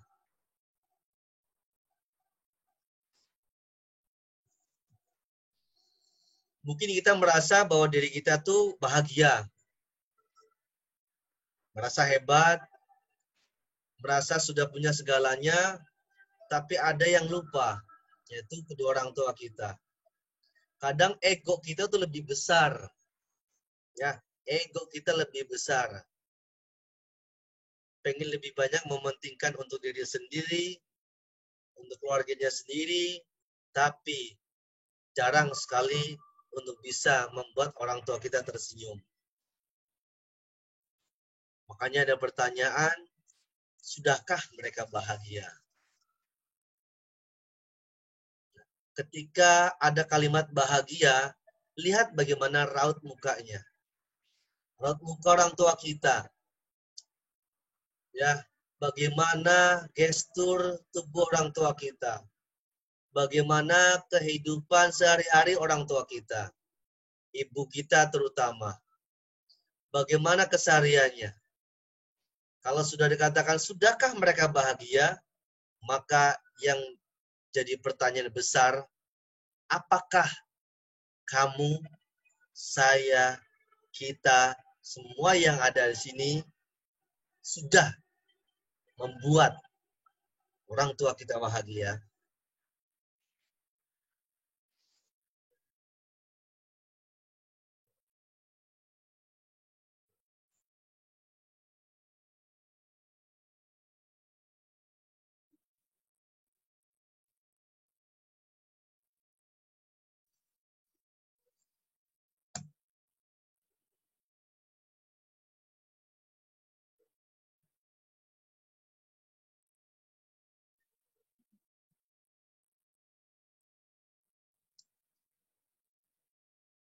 Atau malah justru menderita karena ulah kita.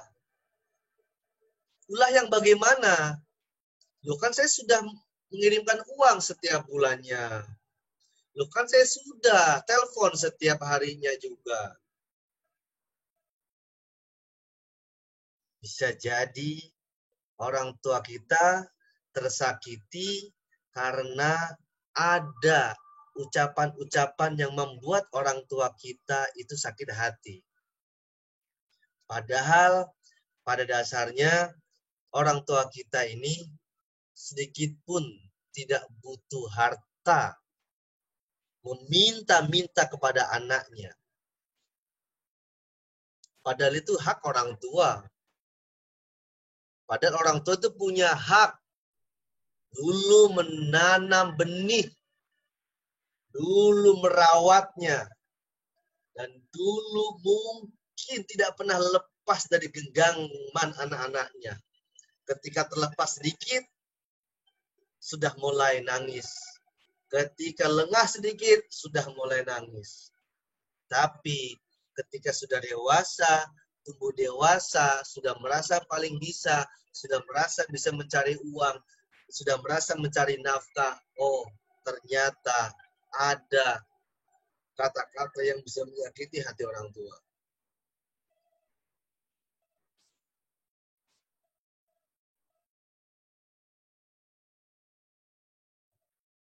Apa yang sudah kita berikan untuk orang tua kita?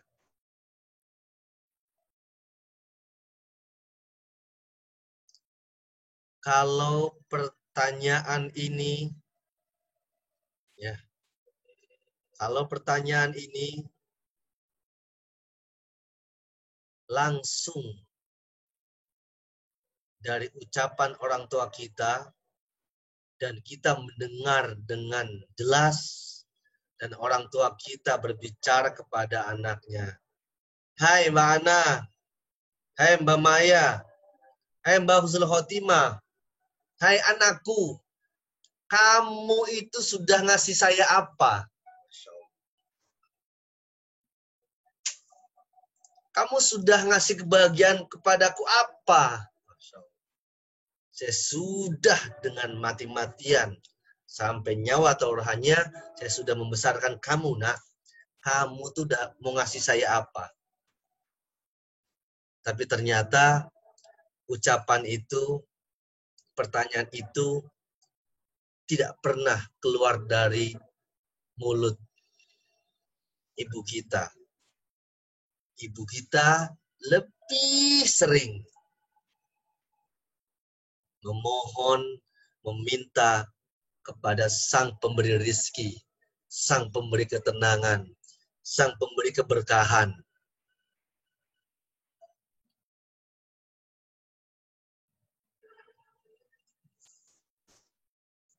Di sepertiga malamnya, kadang tidak terasa berapa tetesan air mata ibu kita yang jatuh di tempat sejadahnya. Berapa tetesan air mata ibu kita yang jatuh di Quran yang sudah lupuk itu. Sudah berapa kebetan Quran yang ibu kita tengah malam pernah baca. Sudah berapa tetesan, bahkan mungkin air matanya kering untuk memohon. Apa yang dimohon? Bukan untuk kebaikannya. Tapi apa? Dia selalu mendoakan anak-anaknya.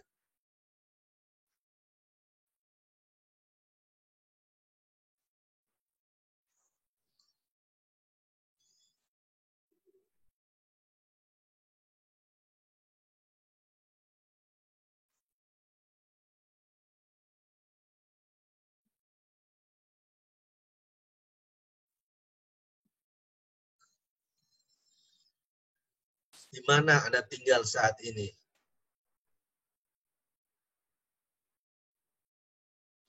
Kalau ini pertanyaannya dari ibu kita, dari ibu teman-teman semua yang hadir di Zoom ini, ketika ditanya, nak, kamu sekarang tinggal di mana? Dari pertanyaan itu bisa jauh berbeda kehidupan, makan, penghasilan, kenyamanan jauh berbeda. Mungkin kita sudah merasa nyaman, hanya pencet, maka sudah udaranya sejuk. Hanya dengan klik, TV besarnya menyala. Hanya dengan klik, semua bisa merasakan kenyamanan. Kalau ditanya lagi sama ibu kita, nak, kamu tinggal di mana saat ini? Sebenarnya itu kode keras buat kita. Nak, Jangan lupa ya nak, ibu di sini cukuplah dengan tikar, cukuplah dengan kasur seperlunya saja. Ini alhamdulillah kasur sudah 40 tahun, belum saya pernah ganti. Saya mah cukup nak, ya, hanya berkipaskan kardus, hanya berkipaskan kipas yang modal dengan tangan. Ketika sudah mulai ngantuk, kita sudah mulai tak ada lagi. Bahkan keringat sudah mengucur lagi. Itu saya sudah biasa. Makanya kata-kata ini ketika kita mendengar dan itu ditanyakan langsung oleh ibu kita, apa yang harus kita jawab? Sungguh ego kita. Menilik lebih dalam lagi, ya, ditanyakan lagi, bagaimana keadaan ibumu saat ini? Kalau ibu kita bertanya begini, dan ditanyakan, nak, kamu tahu nggak keadaan ibu sekarang di kampung? Nak, kamu tahu nggak keadaan ibu sekarang di sini? Ibu dengan uang 100.000 bisa untuk sampai 7 hari, 10 hari. Bahkan bisa saya simpan. Nah. Tapi kita dengan uang 100.000 mungkin hanya untuk 1 kali makan siang. Mungkin hanya untuk 1 hari habis. Atau mungkin nggak cukup. Nah, ini penting buat kita pahami. Ya, hal-hal kecil ini coba kita mulai menilik. Bisa jadi masalah terbesar kita adalah kita tidak care sama orang tua kita. Bisa jadi doa-doa kita yang kita tidak kabulkan karena apa? Karena ibu kita masih tersakiti karena ucapan, karena perilaku dari anak-anaknya. Bisa jadi ibu kita mungkin legowo, mungkin ikhlas. Tapi karena perbuatan anaknya, Allah yang menutup rezekinya.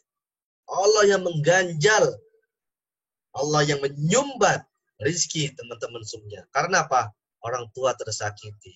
Karena ridho Allah, ridho orang tua. Menilik lebih dalam lagi, kapan kita pernah telepon, kapan kita pernah ngobrol sama orang tua kita, kapan membuat orang tua kita tertawa, terbahak-bahak, tersenyum ceria melihat anaknya. Kapan? Ya mungkin dulu waktu kecil. Ya mungkin dulu waktu pas sebelum saya merantau atau bagaimana. Tapi saat ini, kesibukannya demi kesibukan, maka apa? Sudah lupa dengan masa-masa itu. Padahal ibu kita menantikan, merindukan hal-hal yang sedemikian.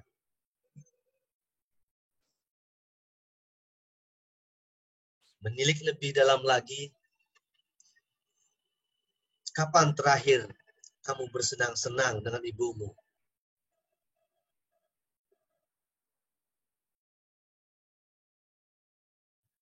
Tahun lalu, 2 tahun yang lalu, 3 tahun yang lalu.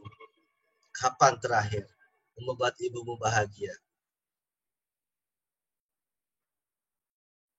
Tahukah makanan kesukaannya? Ketika kita mendengar, ketika kita melihat sesosok ibu kita dengan makanan seadanya dari dulu gitu loh punya itu. Karena apa? Ya nggak punya pilihan lagi. Tidak punya pilihan, cukup itu yang bisa dimakan. Tapi sekarang berbeda jauh, 180 derajat dari anak-anaknya. Kita mungkin merasa bosan makan ini cukup. Sudah merasa bosan lagi. Karena apa? Setiap hari harus ganti menu makanan terus dengan update-update makanan yang terbaru. Tapi ibu kita cukup dengan menu itu saja. Ternyata itu jadi makanan kesukaannya.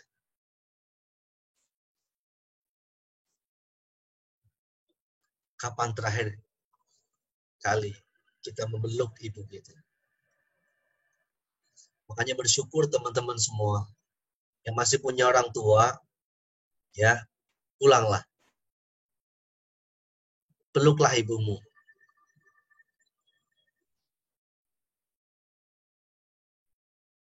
Peluklah orang tuamu.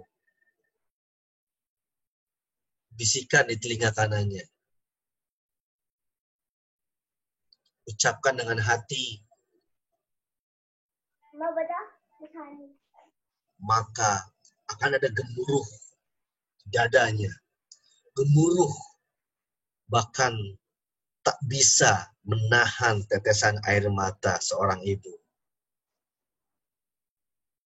Rasakan bagaimana denyut jantung ibu kita yang sudah mulai tidak stabil. Rasakan bagaimana ketika kita memeluk ibu kita. Rasakan, samakan dengan denyut jantungnya. Karena kita pernah dalam perutnya. Karena kita pernah saat perut dengan dua jantung, dua nyawa. Ada ibu dan adalah kita yang ada di perutnya. Rasakan itu.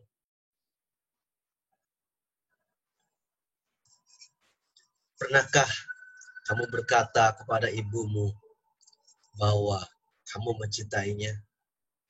Pernahkah ucapan itu terdengar? Ucapan itu terdengar oleh ibu kita.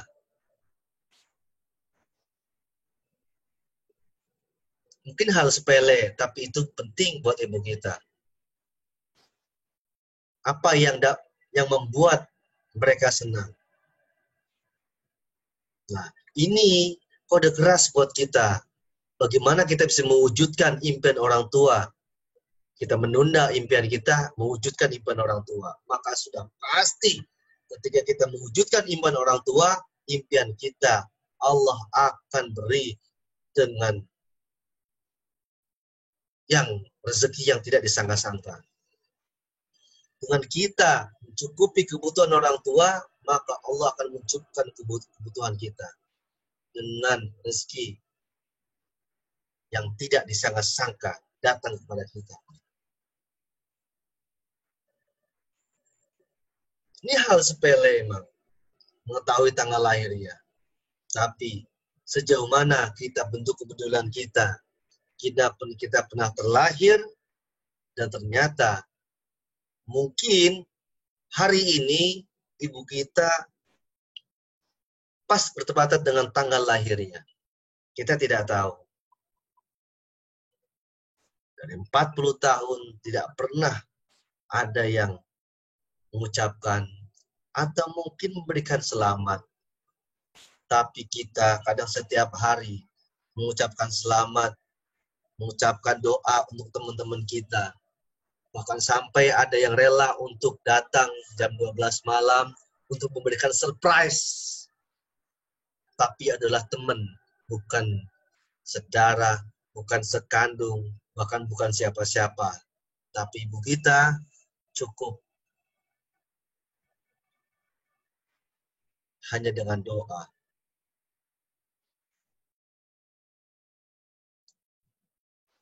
Mulai mengkerucut lagi, kado terbaik apa yang pernah kamu berikan? Hal-hal apa yang pernah kita berikan? Kebaikan apa yang pernah berikan? Kasih surprise.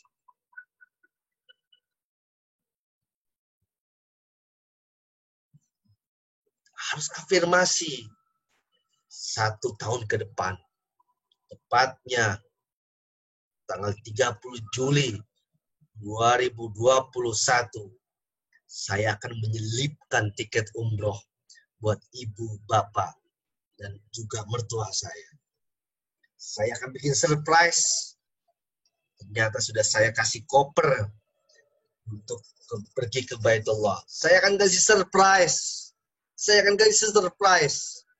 Makin terus kita memberikan kejutan untuk orang tua kita, Allah akan memberikan kejutan-kejutan yang tak terhingga untuk kita.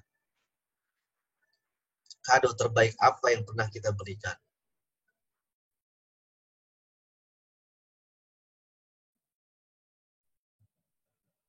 Apa yang bisa kita banggakan untuk orang tua kita?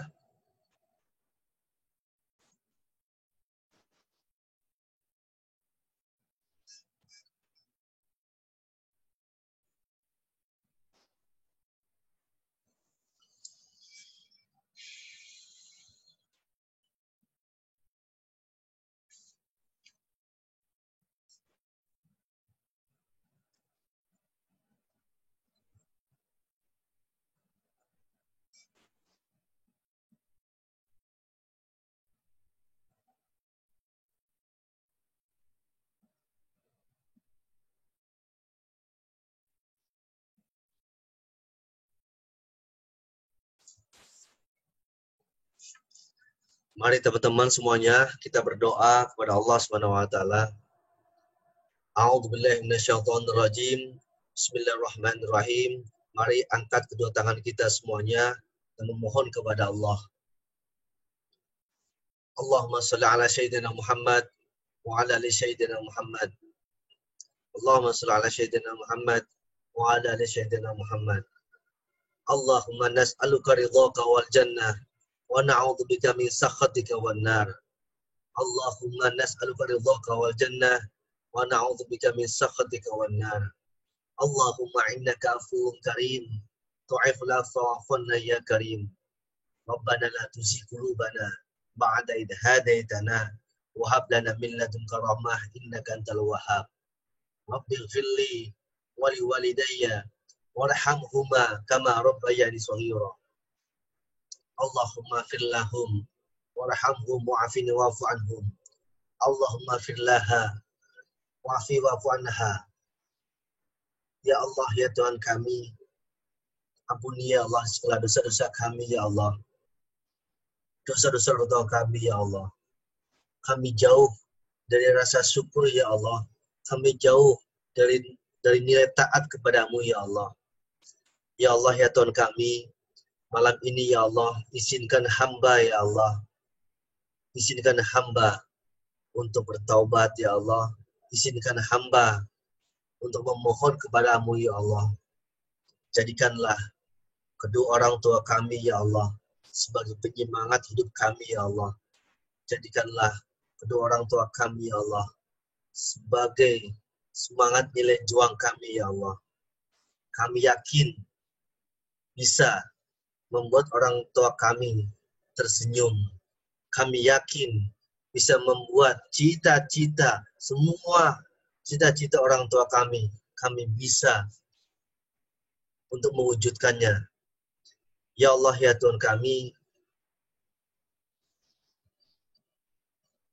kuatkanlah keimanan kami, keyakinan kami, bahwa kami berkumpul, bahwa kami belajar, bahwa kami berbagi hanya ingin mendapatkan nilai keberkahan yang telah Kau berikan sampai saat ini. Ya Allah, ya Tuhan kami, jangan sampai tetesan air mata orang tua kami hanya jatuh di gambar Ka'bah sejadah di rumahnya. Tapi akan kami buktikan dengan semangat dan nilai juang. Tetesan air matanya akan jatuh di pelataran Masjidil Haram. Akan jatuh di pelataran depan makam Rasulullah. Akan jatuh di pelataran tempat-Mu ya Allah. Akan jatuh air matanya ketika sya'i. Akan jatuh air matanya ketika tawaf. Akan jatuh air matanya ketika minum air zam-zam. Akan jatuh air matanya ketika bisa memeluk, bisa menempel, bisa menyentuh Hajar Aswad.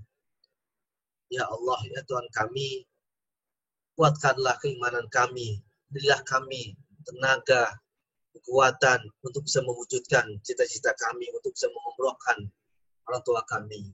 Labbaik Allahumma labbaik, labbaik la syarika laka labbaik, innal hamda wa ni'mata laka wal mulk la syarika la. Innal hamda wa ni'mata laka wal mulk la syarika la. Ya Allah, ya Tuhan kami sudah menuliskan agenda, kegiatan, plan, dan juga semua harapan-harapan kami sudah kami tuliskan. Izinkan kami satu persatu bisa mewujudkan atas dasar ridho darimu ya Allah, atas dasar ridho dari orang tua kita, suami kita, dan keluarga terdekat kita semuanya. Rabbana atina fid dunya hasanah wa fil akhirati hasanah wa qina adzabannar. Walhamdulillahirabbil alamin.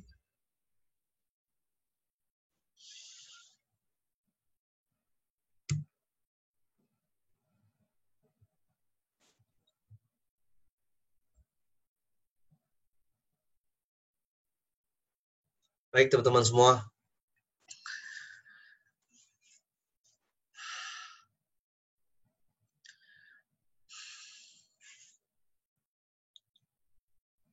Mudah-mudahan teman-teman bisa ingat sama ibu kita. Ingat bagaimana perjuangannya. Ingat bagaimana rasa lelahnya, capeknya, ngurusi kita di waktu kecil. Semoga masih ingat. Ya jujur, orang tua kita tidak pernah meminta harta sedikit pun untuk anaknya. Orang tua cuma hanya minta perhatian, sedikit perhatian untuk anaknya. Hanya sekedar telepon, hanya sekedar ngasih makanan kesukaan, hanya sekedar pelukan, hanya sekedar obrolan, itu sudah bahagia banget. Ya, karena mungkin sekarang kesepian, padahal anaknya banyak, tapi tidak ada yang pernah untuk mau dekat. Padahal anaknya banyak, tapi sedikit pun nggak ada yang membuatnya bahagia, tapi malah buatnya dia resah, gelisah. Ya, dari Mbak Nilam tadi yang tadi menyebutkan bahwa ternyata egonya terpupus karena keinginan orang tuanya. Egonya terpupus karena apa? Keinginan orang tua bisa mengumrohkan. Yakin, aku yakin, seringlah berafirmasi, seringlah kita bisa menata diri, insya Allah akan ada nilai-nilai keberkahan yang kita dapatkan. Ya, jadi pertemuan ini bukan pertemuan yang terakhir ya teman-teman. Tapi ini pertemuan yang akan kita berlanjut. Walaupun mungkin kita tidak berlanjut di Zoom, tapi kita masih ada kontak WA-nya. Kami sudah nge-save-nya. Bahkan ketika nanti teman-teman mau chat ke saya sudah bisa menyapanya dengan nama, sebutan teman-teman semua. Ya Alhamdulillah, ya tujuan kami untuk bisa melaksanakan training ini adalah bagaimana kita bisa manusia yang mau belajar, jadi manusia yang mau berbagi juga, ya. Sedikit pun tidak ada nilai-nilai apapun yang tujuannya adalah bagaimana kita menjadi saudara, ya. Saudara seiman, bisa mendoakan dan juga bisa memberikan nilai-nilai manfaat besar untuk orang lain. Banyak yang teman-teman yang voice note juga, Masya Allah, mungkin teman-teman bisa mendengarkan sendiri, itu semuanya adalah kehendak Allah, campur tangan Allah. Saya pun masih belajar dari permasalahan teman-teman. Karena nggak mungkin kalau misalnya saya bisa menghadapi permasalahan teman, nggak mungkin, saya pun nggak kuat. Berarti teman-teman itu jauh lebih kuat daripada saya. Ya, ingat, omset yang mungkin hanya sekitar baru 1 juta, 2 juta, 10 juta, 20 juta, ternyata bisa lebih besar. Tergantung kita mau belajar atau tidak. Kalau kita masih menutup diri dengan omset yang lebih besar lagi, maka sampai kapanpun itu tidak akan pernah terbuka. Tapi kalau kita sudah mau membuka permasalahan kita, mengetahui permasalahan kita, insya Allah itu akan kita buka lebar. Akan kita buka lebar ide-ide, akan dibuka lebar. Ya akan kekuatan-kekuatan, kemampuan kita lebih besar lagi. Allah akan tunjukkan dengan berbagai macam cara. Allah akan tunjukkan berbagai macam teknik agar kita mau belajar. Ya, ingat, karena orang kaya saja masih doyan uang, apalagi kaya saya. Orang kaya saja masih melihat duit, apalagi teman-teman semuanya. Apa yang maksud diambil dari sini? Bahwa jangan merasa puas dari hasil yang sekarang. Ingat bahwa bekerja, berbisnis, tujuannya bukan omset. Ya, bahkan nggak mengetahui dari omset itu. Tapi apa? Tujuannya adalah bagaimana nilai manfaat itu bisa lebih besar dari omset yang kita dapatkan. Ya, agar ratusan anak yatim, ribuan anak yatim, ribuan orang yang membutuhkan itu bisa tersenyum karena jerih payah kita dengan nilai-nilai kebahagiaan. Ya, teman-teman semuanya, saya mohon maaf selama di batch 1 ini, dan alhamdulillah banyak teman-teman yang mau bergabung lagi. Insya Allah dari permasalahan atau mungkin ide-ide teman yang mau ada tujuan untuk public speaking akan saya share juga tentang nanti public speaking juga basicnya, dan tentu tugasnya akan lebih besar. Sebenarnya tugas itu baru hanya sekitar 1-2% saja ya, tapi tugas itu bukan teman tuh selesai berarti saya sudah plong, sudah nggak ada tugas. Tugas itu yang harus ditindaklanjuti, bukan selesai tugasnya. Alhamdulillah saya sudah hafal surat Al-Hasyr dari ayat 22, 23, 24. plong, selesai, tidak. Banyak surat-surat lainnya harus kita hafalkan. Alhamdulillah saya sudah hafal surat Al-Imran, ya kan? Cukup buat saya, ya kan? Tapi apa? Itu harus ditindaklanjuti dengan surat-surat yang lainnya. Alhamdulillah saya sudah merasa tenang, saya sudah punya Allah. Tapi Allah, ya, kalau kita sudah punya Allah, maka teruslah kita dekat dengannya, dekat dengan Al-Quran. Ya, terima kasih buat teman-teman semuanya. Ya, silakan kalau yang bertanya, waktu saya akan kembalikan kepada Coach Fadil. Coach Fadil, Assalamualaikum. Ya, mungkin beliau lagi istirahat, nanti bisa balik lagi. Ya, teman-teman semuanya, silakan yang mau bertanya, langsung di unmute, ya, monggo.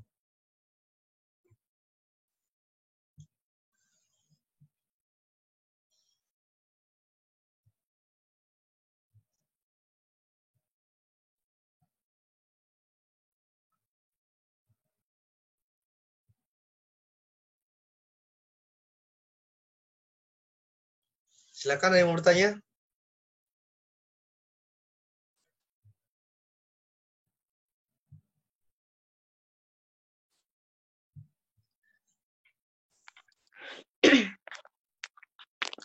Assalamualaikum, Coach. Waalaikumsalam, Mbak Siti Muntama.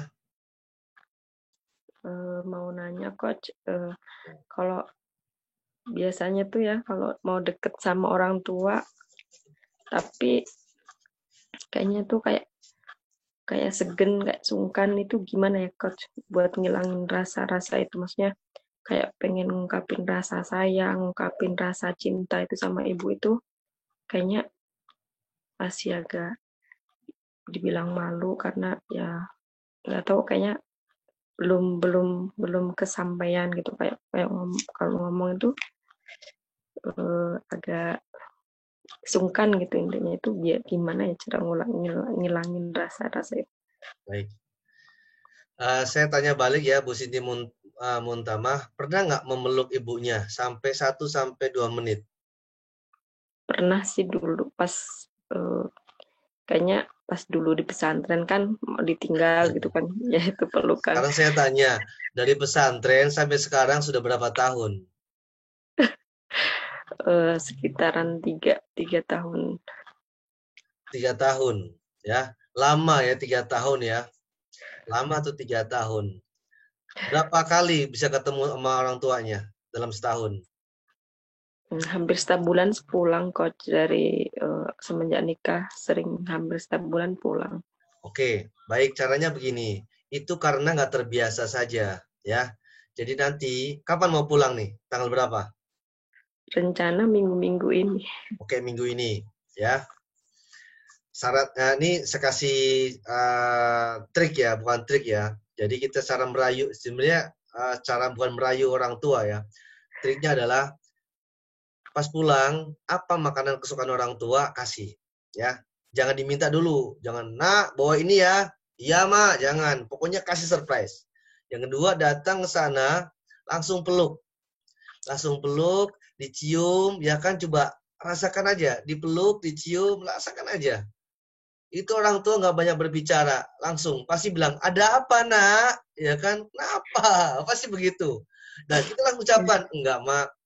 Saya pengen peluk mama aja, kangen saya mak, ya kan. Terus lagi, nanti kalau pas mau pulang lagi peluk lagi. Nanti ada rasa kerinduan yang itu nggak bisa ternilai dengan apapun.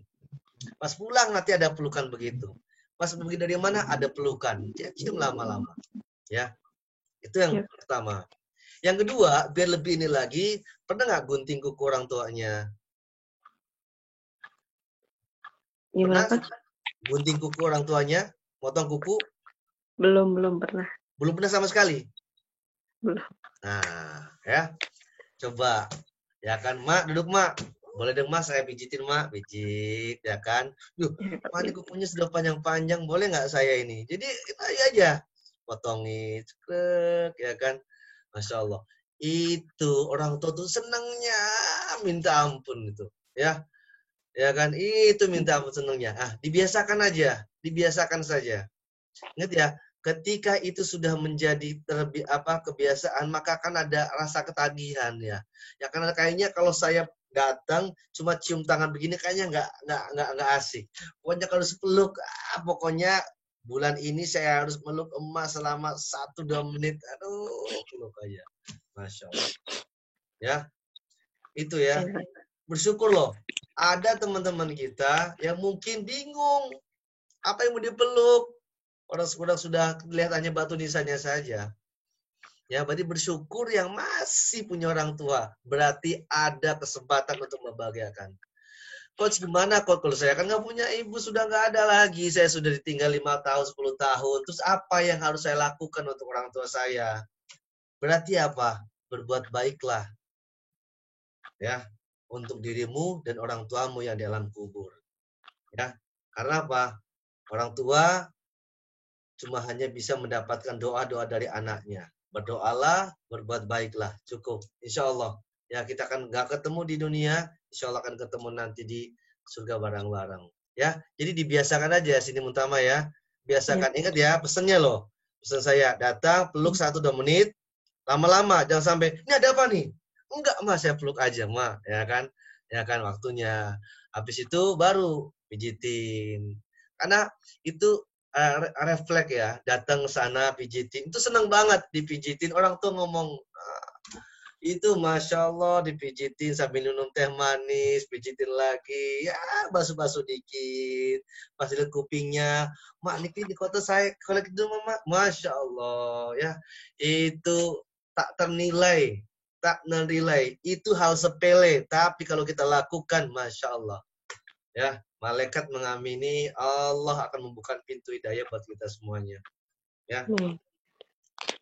Terima kasih ya, lakukan ya. Minggu depan pulang lakukan. Ya. Peluk 1-2 menit. Jangan pas pesantren aja. Ma, minta doanya ya, biar anaknya sukses. Kalau sudah sukses, lupa di sama orang tuanya. Jangan. Ya, harus. Oke? Salam sama ibunya ya. Bapak masih ada juga? Siti Muntama? Masih, Coach. Masih. Ya sudah ya. Peluk orang tuanya, insya Allah. Salam dari saya. Mohon doanya buat teman-teman semuanya. Biar tambah sukses berkah juga. Baik, yang lain silakan. Terima kasih, Coach. Ini pertanyaan bebas ya, silakan. Yang belum voice note. Oke, waalaikumsalam, Mbak Lastri. Iya, Coach. Mau nanya, Coach. Iya. Insya Allah saya jawab. Gimana caranya buat minta maaf ke orang tua? Pernah punya kesalahan yang bikin marah besar gitu. Untuk minta maaf, udah minta maaf, cuman paling hari Lebaran gitu aja. Karena kondisi kita jauh ya. Udah biasa minta maaf tuh cuman hari Lebaran aja gitu. Biar lebih afdol gitu, gimana ya Coach ya? Insya Allah ya. Ini yang kadang tradisi yang kadang harus kita rubah. Minta maaf itu kok cuma hanya di Lebaran. Masya Allah ya. Ya. Jadi begini Mbak Lastri, orang tua itu sebenarnya apa? Sudah memberikan maaf untuk anaknya. Orang tua mana yang tega membenci anaknya, walaupun anaknya sejahat apapun, ya, karena tidak ada di benak hati orang tua yang membenci anaknya, itu nggak ada sama sekali. Sejahat-jahat orang tua mungkin dengan membenci anaknya, ada satu titik kebaikan yang itu akan bisa menjadi nilai kebaikan semuanya. Jadi sebenarnya satu, Mbak Lastri jangan merasa bersalah. Yang akhirnya enggan untuk berkomunikasi sama orang tua. Ya, orang tua itu sudah ngasih maaf, sudah. Cuman anaknya itu merasa punya banyak dosa, akhirnya apa? Enggan, akhirnya ogah-ogahan. Ya, kapan bisa ketemu orang tua? Setiap kapan? Biasanya cuman setahun sekali aja, pas Lebaran aja.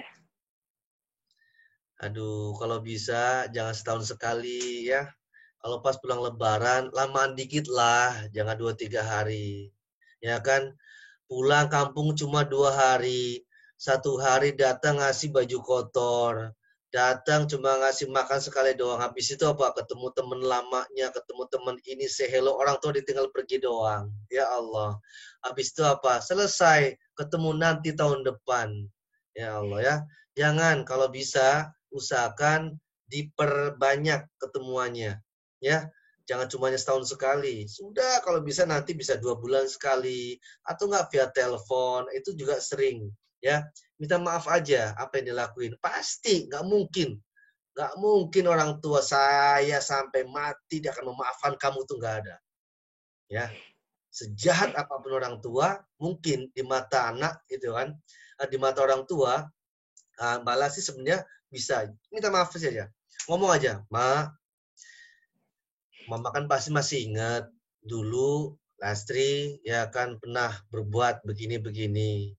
Ma, saya minta maaf, saya minta ridhonya, ya itu menjadi pelajaran buat Lastri, ya untuk pelajaran buat saya, Mak, saya minta ridhonya, minta maaf, sudah peluk, pasti orang tua akan menjawab, sebelum kamu minta maaf, saya sudah maafkan, karena di hati saya tidak ada rasa untuk membenci kepada anaknya, karena orang tua lebih tahu bagaimana kondisi anaknya.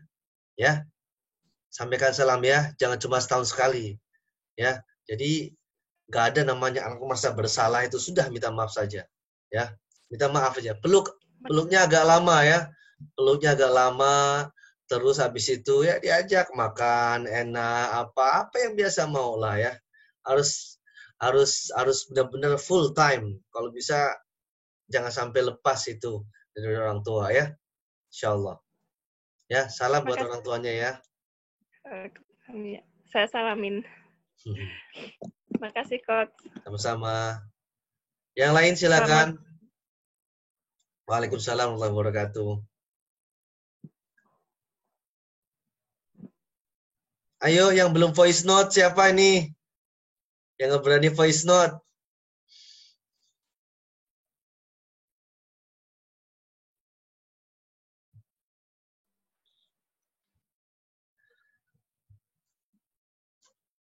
Siapa yang bertanya lagi? Beraninya cuma via chat saja nih nanyanya. Tuh kan? Kalau via chat aja itu zambrudul aja kalimatnya tuh. Ya Allah, masih suka nyusahin mereka, mama dan papa. Oh, waalaikumsalam. Mbak Eka Nurmala Tisari. Silakan. Bagaimana cara? Maaf kurang jelas.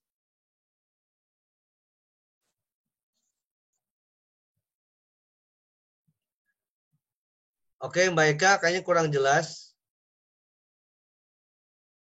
Kalau enggak via chat saja kalau emang terganggu suaranya.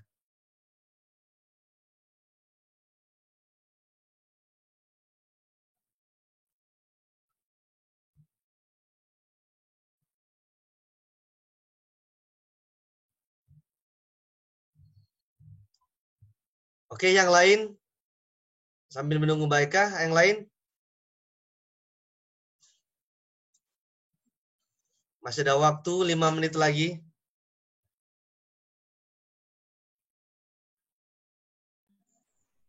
Silakan. Oke, Mbak Eka ya, ini saya jawab dulu Mbak Eka ya. Mohon maaf karena sudah ada. Bagaimana coach menghadapi orang yang bermuka dua? Wow, bermuka dua. Ya, ini pertanyaannya akan saya tanya balik. Sebenarnya bahasanya nggak ada sebenarnya bermuka dua. Siapa yang membuat bermuka dua? Diri kita sebenarnya. Ya, jadi nggak ada istilahnya, wah ini nih.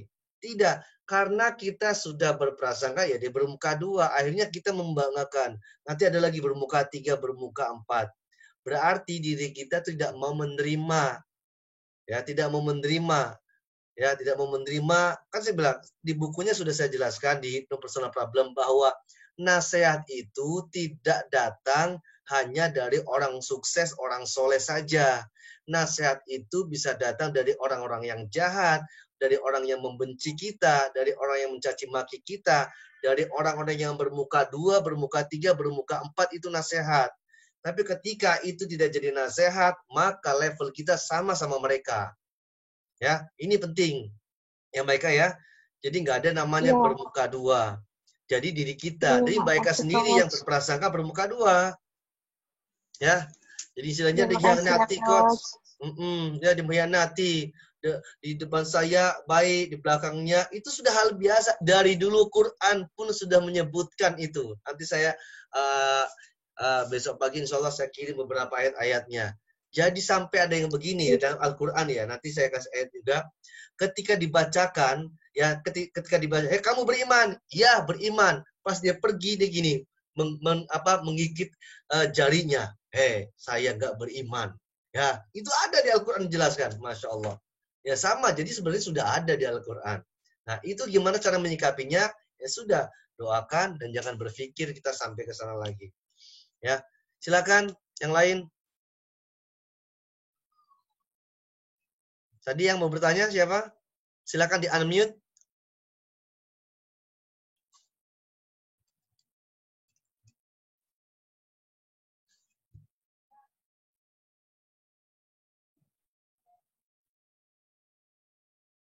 Silakan. Siapa yang bertanya lagi?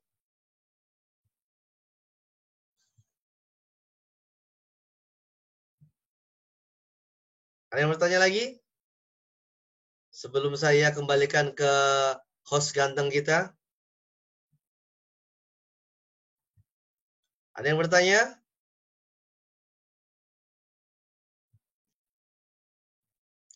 Baik.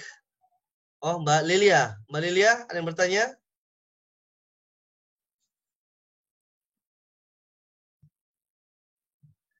Oke. Karena sudah nggak ada ya. Tadi materi sudah saya share juga. Nanti insya Allah dari beberapa teman yang sudah mengumpulkan tugas-tugasnya, akan saya rekap juga, akan saya lihat, dan insya Allah akan kami buatkan sertifikat. Sertifikat itu maksudnya jadi dari internal sertifikat kita bahwa ini sebagai kenang-kenangan bahwa saya pernah mengikuti spiritual leadership di batch 1. Ya, sebelum saya tutup, ya sedikit kita mengafirmasi. Baik, sekarang saya tanya, yang belum pernah umroh, yang belum ke umroh siapa aja? Angkat tangan. Yang belum pernah umroh. 1, 2, 3, 4, 5, 6, 7, 8, 9, 10, 11, 12, 13, 14, 15, 16, 17, 18, ya 19, 20. Hampir 80% ya, Masya Allah ya. Baik. Sekarang ikuti kata-kata saya, semoga ini menjadi afirmasi, karena ketika kita mengafirmasi diri, insya Allah impian-impian ini akan cepat tercapai ya. Coba angkat tangan, angkat yang kanannya, ya ikuti kata-kata saya, ucapkan ya, ya. Bismillahirrahmanirrahim. Labbaik Allahumma labbaik. Labbaik Allahumma labbaik. Labbaik la syarika laka labbaik. Innal hamda wan ni'mata laka wal mulk la syarika la. Labbaik Allahumma labbaik. Labbaik la syarika laka labbaik.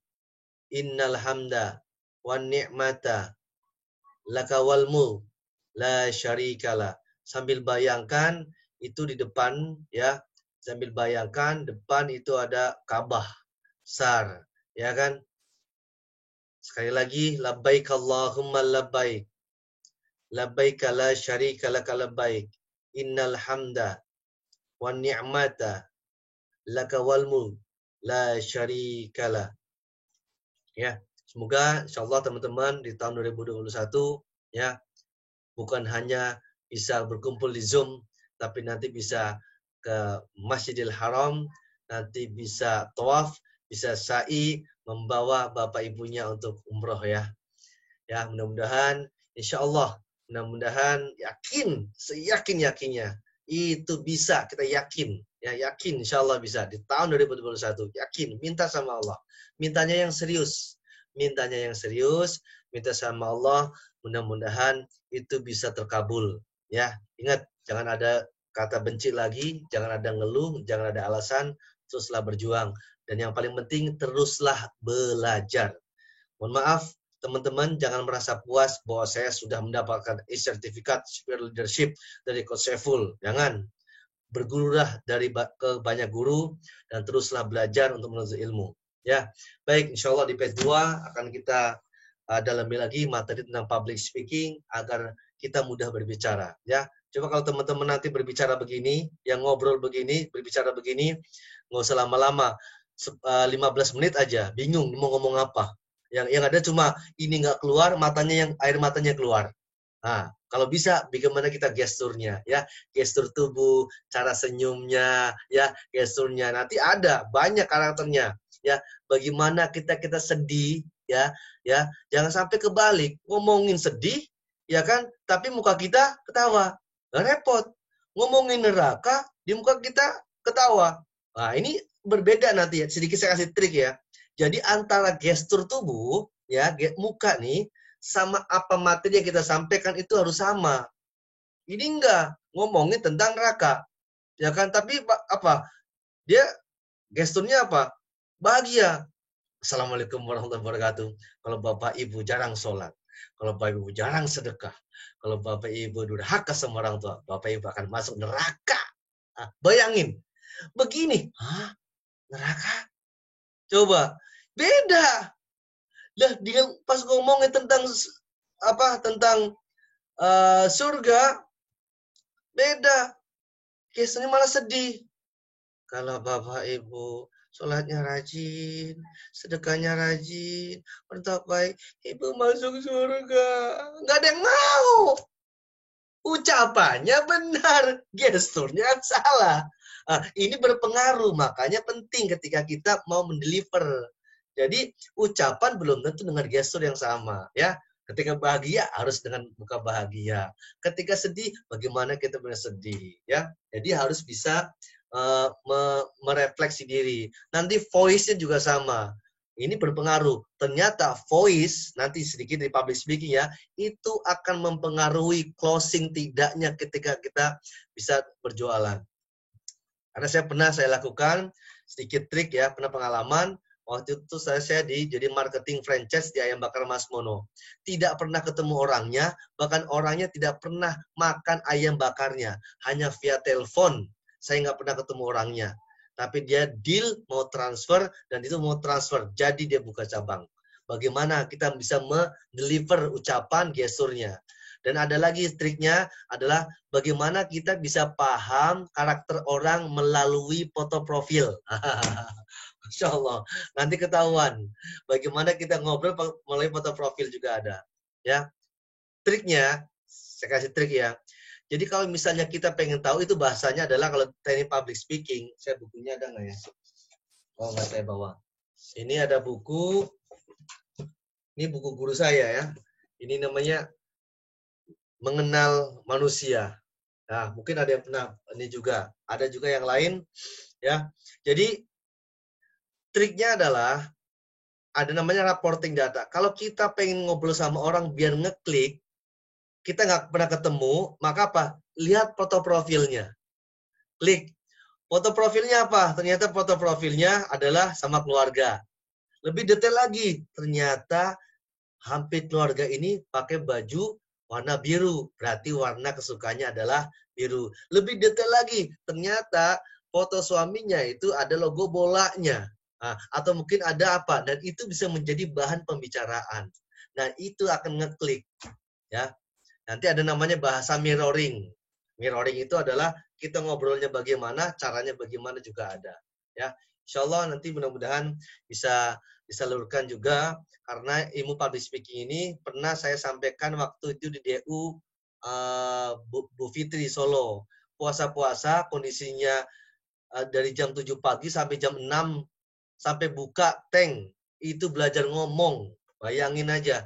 Dibayangin, yang kita makan aja itu kadang itu nggak tank. Dan alhamdulillah hasil dari semua yang ikut public speaking dan sekarang dulunya pada agen sekarang sudah menjadi distributor dan sudah menjadi senior distributor. Bukan itu, tapi apa? Karena mentalnya sudah mulai memahami diri sendiri. Terima kasih teman-teman semuanya. Coach Fadil, halo.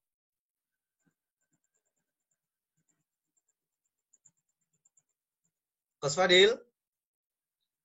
Baik, sebetulnya tadi Coach Fadil lagi ngomong baiknya ya.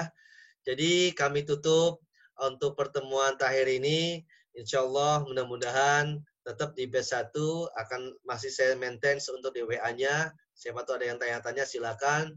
Dan nanti di batch 2 juga sudah mulai prepare. Dan mudah-mudahan Allah SWT selalu memurahkan rezeki kita, mudahkan segala urusannya, dan Allah kabulkan seluruh hajatnya kita semuanya. Dan mudah-mudahan kita menjadi pribadi yang lebih baik lagi, pribadi yang tangguh dan menangguhkan, pribadi yang kuat dan menguatkan, dan mudah-mudahan kelak kita meninggal dalam keadaan husnul khatimah. Kebaikan dan kebaikan kita dapatkan semuanya. Ya, Al-Fatihah. A'udzubillahi minasyaitonir rajim. Bismillahirrahmanirrahim. Alhamdulillahirabbil alamin, arrahmanirrahim, maliki yaumiddin. Iyyaka na'budu wa iyyaka nasta'in. Ihdinas siratal mustaqim, siratal ladzina an'amta 'alaihim ghairil maghdubi 'alaihim waladdallin. Amin. Terima kasih teman-teman semuanya. Kita akhiri dan silakan yang mau say hello atau mungkin mau dibuka unmute-nya, mau ngomong silakan sapa temennya. Hai Mbak Ros, hai Mbak Ati, Mbak Lastri, silakan saya kasih waktu 10 menit. Monggo. Silakan di unmute. Silakan di unmute semua. Ayo ngobrol. Rumpi. Bagus, nanti kita ketemu lagi teman-teman. Pakai laptop lagi nggak Ketemu lagi. Oh iya, Mbak Ati siap. Ya, Mbak Ros. Ya, biar ketemu lagi. Mbak Binti.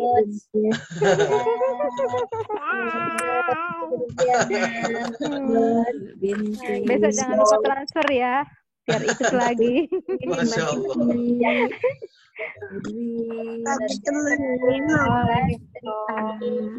Mbak Ros, Kak Ros. Saya foto dulu ya. Kasih Mbak Susi, Mbak Ana. Kasih siang loh. Tidak berangkat. Laptop lagi, namanya satu-satu. Ayo, saya foto dulu. 1, 2. Lagi. 1, 2, 3.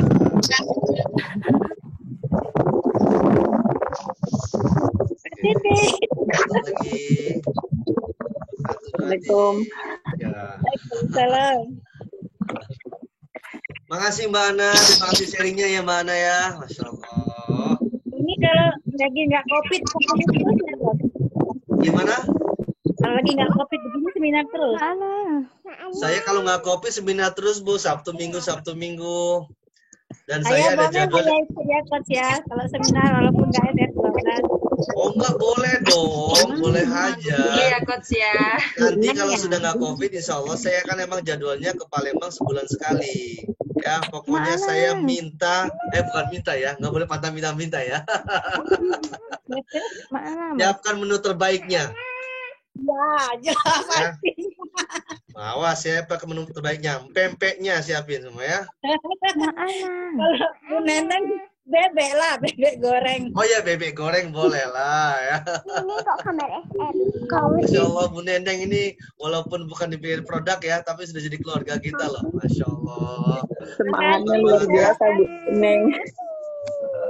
Terus tahun ini ada anniversary Saya ikut SR12, tapi kayaknya belum Ikut Mak Ana. Fokus sama restorannya dulu Bu ya. Omsetnya sampai 200 juta sebulan boleh ikut SR12. Amin. Amin. Kan ada yang tanya tadi ya? Siapa yang tanya ya? Mbak Ros tuh. Ya Mbak Ros. tahun ini ada acara anniversary SR12 apa? NDC. Anniversary. Ya. Anniversary yang mudah-mudahan ada. Cuman mungkin nggak kayak anniversary yang keempat. Insya Allah mudah-mudahan ada. Ya, mudah-mudahan ada. Kemarin itu banyak banget yang hadir. Ya, kemarin sampai 1000 lebih ya. 1000 lebih yang hadir. Insya Allah. Ya. Ke Temanggung ya. Ya, Temanggung ya benar, mana ya? Ada ke Temanggung. Kapan? Temanggung sudah nggak COVID ya? Sudah nggak COVID lagi? Sudah menurun. Ada menurun. Pokoknya kalau emang sudah nggak ada COVID, nggak ada corona, telepon. Ya. Siap. Saya meluncur ke sana. Saya Oke. obrak-abrik. Ya. Kalau di Palembang seminar di mana, Coach? Tinggalnya. Kalau di Palembang seminar di mana? Kalau Palembang belum ada seminar. Ya kalau Palembang, insya Allah nanti saya ada seminar juga. Ya. Kalau nggak seminar ya kita seminar aja nanti saya ke warungnya Mbak Neng. Mbak Gendis. Warungnya jelek sekarang. Nanti Bapak Saya suka yang jelek nanti saya ngomelin pokoknya. Lita. Gendis.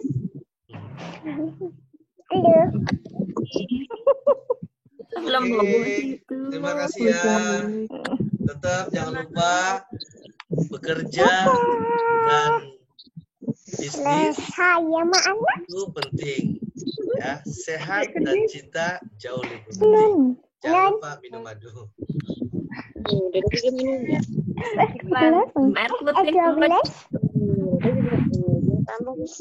Terima kasih, saya pamit ya. Ya.